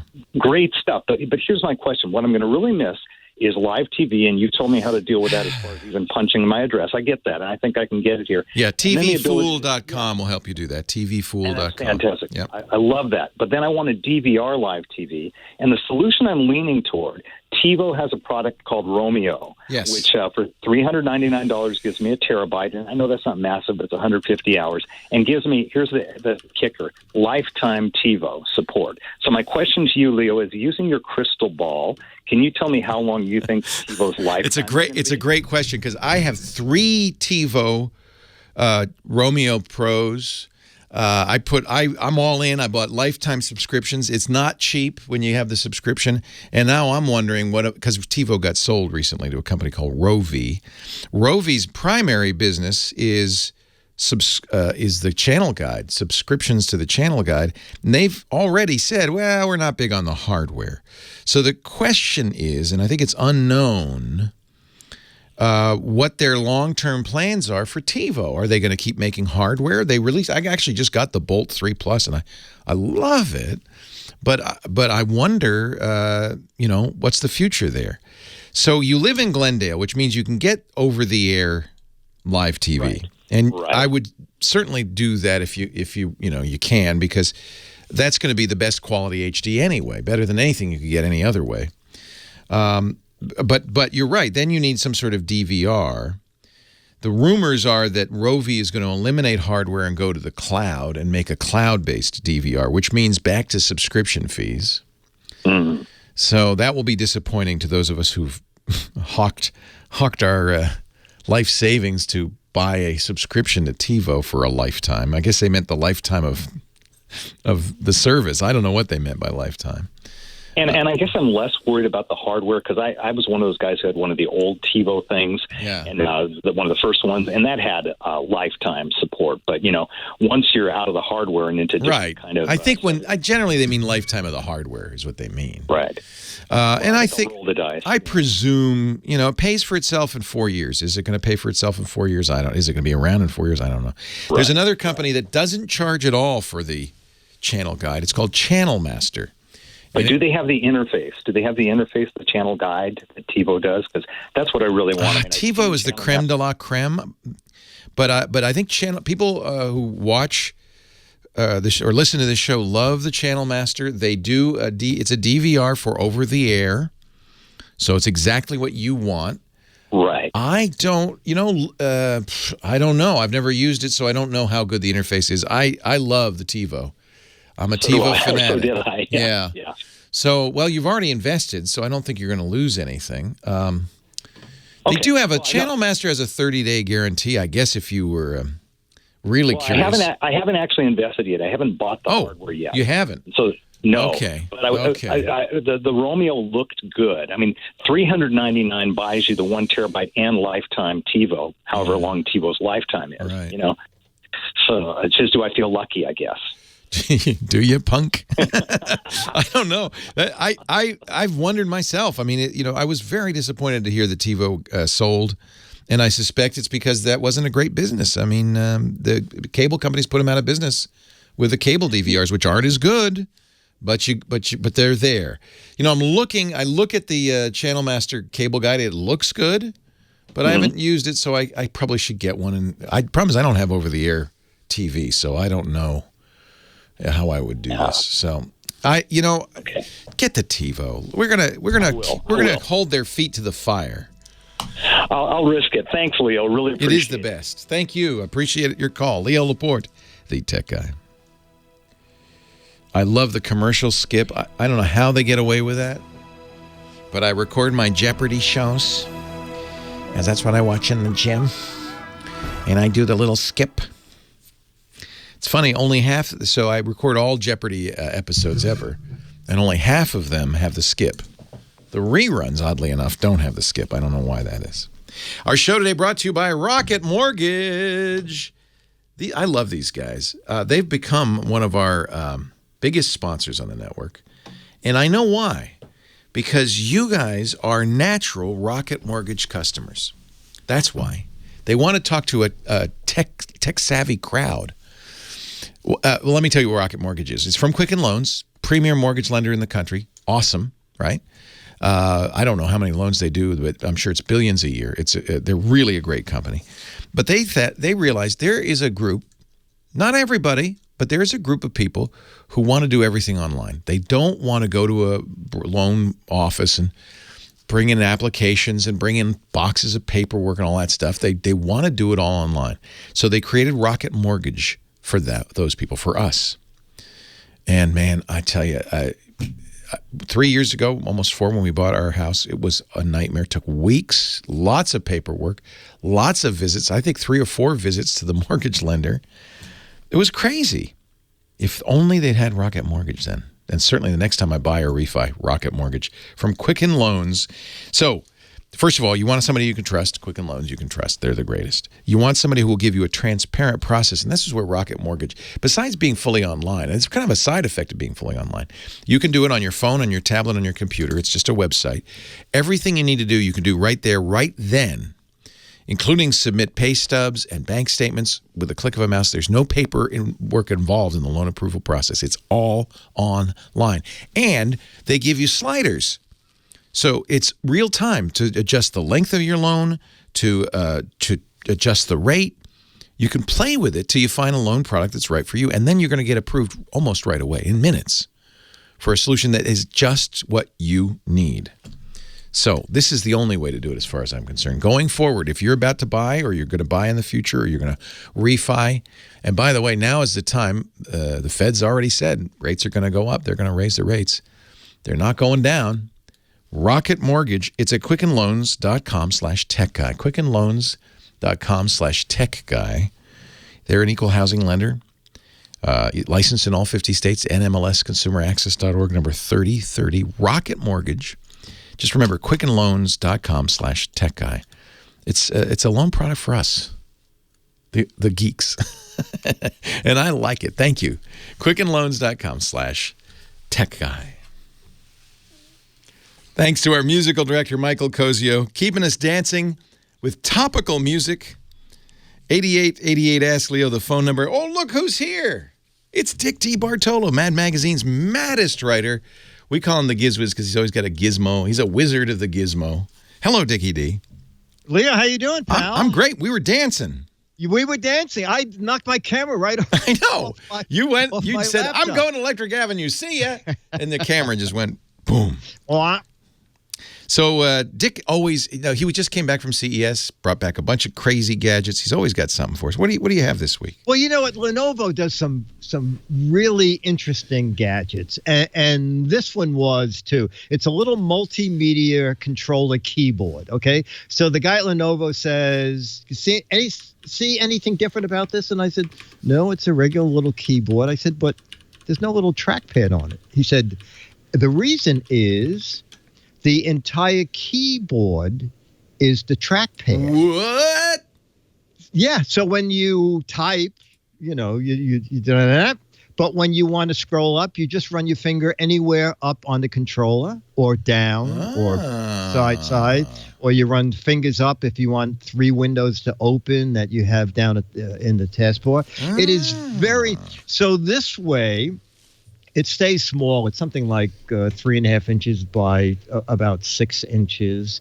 But with this embedded technology, the keys are a little bit bigger than you would normally get, where they try to give you a little mini trackpad. So this is designed for you to have like on your coffee table. Yes. To control your TV. And more, by the way, more and more TVs and Roku's and stuff support Bluetooth keyboards. And I am so sick of typing my, passwords in on, by click. So this would be really handy. Yeah, and it's not coming out till April, but the suggested retail is $50. Nice. 55. 49. What did I look here? $54.99. So I'm sure it's not very big. It was about 6 inches. No, you said. Yes, 6 by 3 1/3. Oh, it's tiny. Yeah, so tiny. The point is, it doesn't take over your whole coffee table. It's just a little. It's almost like the size of a game controller. Yeah, exactly. But it's a the fact that you can just slide your thumb up and that suddenly you're moving your screen up and down. That's a good idea. Yeah. It's very clever. I like that. And comfortable in the hand? It is. It's funny. I've never heard of this. I don't want to type a novel on it. No. It's a multi-point capacitive touch keyboard. Oh. Yeah, I thought you would know that. Oh, man. See how I found out? I went to gizwiz.biz, see? Dickie D, he's there. That's his website, gizwiz.biz, and you just click the GizWiz visit that guy, and he's got notes on every product he mentions, including this Lenovo 500 multimedia controller. And while you're there, click that button where Dick has kind of a strange look on his face. It's the what the heck is it contest. Is that what you're trying to do there? Say, is that your look is like, what is that? What the heck is that? Yeah. It's kind of a strange look, Right. I could. That photo was photoshopped in. I think Myra Joyce did it, and I recognized the photo. I was sitting on the floor at MAD, holding boxes of shredded paper, saying they found a great new way to hold all of my meds in a small. It's perfect for what the heck is it? Now, the game is great. It's a close up of something. Oh, wow, this is interesting. I don't know what it is. And so he's asking you to guess what it is. There's 12 autographed Mad magazines for the right guess, but 24 for the wrong one, as long as it's cute and funny. All the rules are there. And you can play the game and see what Dick's up to these days. Gizwiz.biz, including the amazing Gizwiz podcast. Or you just go to gizwiz.tv for that. Perfect. Dickie D, thank you for joining us. Buddy. I'm glad you've recovered from CES. Your cold is gone. Everything's up. It's mostly gone. Everything's up to sniffle? Yeah, just about. Just up to snuff. All right. Snuff. Okay. Have a great day. Thank you, Dickie D. Last call of the day, I think Steven in Las Vegas. Hi, Steven. Hi, how are you? I'm good. What's the matter? Well, I'm just curious. When I set up my Amazon Dot, I connect to it with my iPad. Okay. But that initial connection is not encrypted. So after the setup is done, that goes away and I can't see it anymore. But long story short, I'm just wondering if somebody can hack my... Oh, isn't that interesting? My Dot. Yeah, I didn't. You're smart. I didn't even check to see if it's encrypted. So the way you set up the Dot is the way you set up a lot of things, which is the Dot becomes a Wi-Fi access spot. You may not know this is happening. The app does it all. But your Dot becomes a Wi-Fi access spot. You open the, it's called, the A app, but we'll call it the Echo app on your phone or your app or your tablet.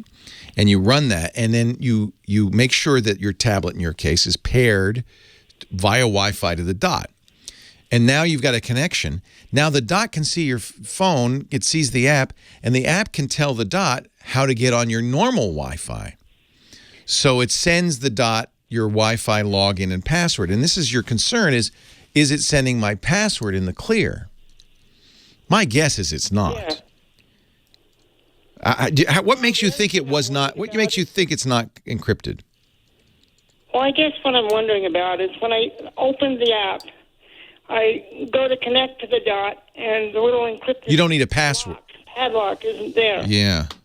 You don't need a password, do you? And so what I'm wondering is can somebody outside my house hack into that open Wi-Fi spot and get on my LAN? No, well, first of all, it only has the spot is only turned on when you've got that orange ring going around, right? So the setup is you press the button and hold it, and the orange ring comes on. Now it's a Wi-Fi access spot. As soon as it's done with the setup, it turns that off. So your dot is no longer a Wi-Fi access point. You don't see it if you... Yes. Well, look in your Wi-Fi. You won't see it. It's gone. Okay, but now, the only thing that you raise an interesting question is the communication between the app and the dot or the Echo encrypted, because you are sending your Wi-Fi access password through the air. I don't know. You're right. You don't have to enter a password to get into it. But my guess would be that they're using their own proprietary encryption. It would be shameful if Amazon wasn't, to send that information. So the dot knows how to decrypt it, and Amazon knows how to the Echo app knows how to encrypt it. But I can't promise you that's not the case, and I'm going to go research this because that's a very good question. However, don't worry, your dot's not sitting there waiting for anybody to get on there. However, as with all Internet of Things devices, it is on your Wi-Fi, and if it were to have a flaw, a security flaw, it could provide a bad guy sitting on your curb with access to your internal network. That's the problem with doorbells and lights and all of these Internet of Things devices. They have to be secure. My guess is Amazon keeps this secure. The ones you have to worry about are the spy cams from China, the no-name brands, where not only do they leave back doors hardwired in, but they never update the firmware and all of that. I can almost promise you Amazon's doing a better job than that. But I don't know for sure, so I'm going to look into it. We're out of time today, but I will come back tomorrow and, as best as I can, give you some reassurance. I hope it's the case, because I have 4 or 5 Echoes in my house. And that's what you want to worry about with IoT devices, that they aren't a front door to your network, that they are properly secured. And a well-made device will be. Hey, thanks for joining me. Have a great Geek Week. Leo Laporte, the Tech Guy. Well, that's it for the Tech Guy Show for today. Thank you so much for being here. And don't forget, it's just the tip of the iceberg. We do nearly 30 shows on the Netcast network. It's called TWIT, T-W-I-T. It stands for This Week in Tech, and you'll find it at twit.tv, including the podcasts for this show. We talk about Windows on Windows Weekly, Macintosh on Mac Break Weekly, iPads, iPhones, Apple Watches on iOS Today, security on Security Now. I mean, I can go on and on and on. You even get your daily dose of tech news with Tech News Today. And, of course, the big show every Sunday afternoon, This Week in Tech. You'll find it all at twit.tv. And I'll be back next week with another great Tech Guys show. Thanks for joining me. We'll see you next time.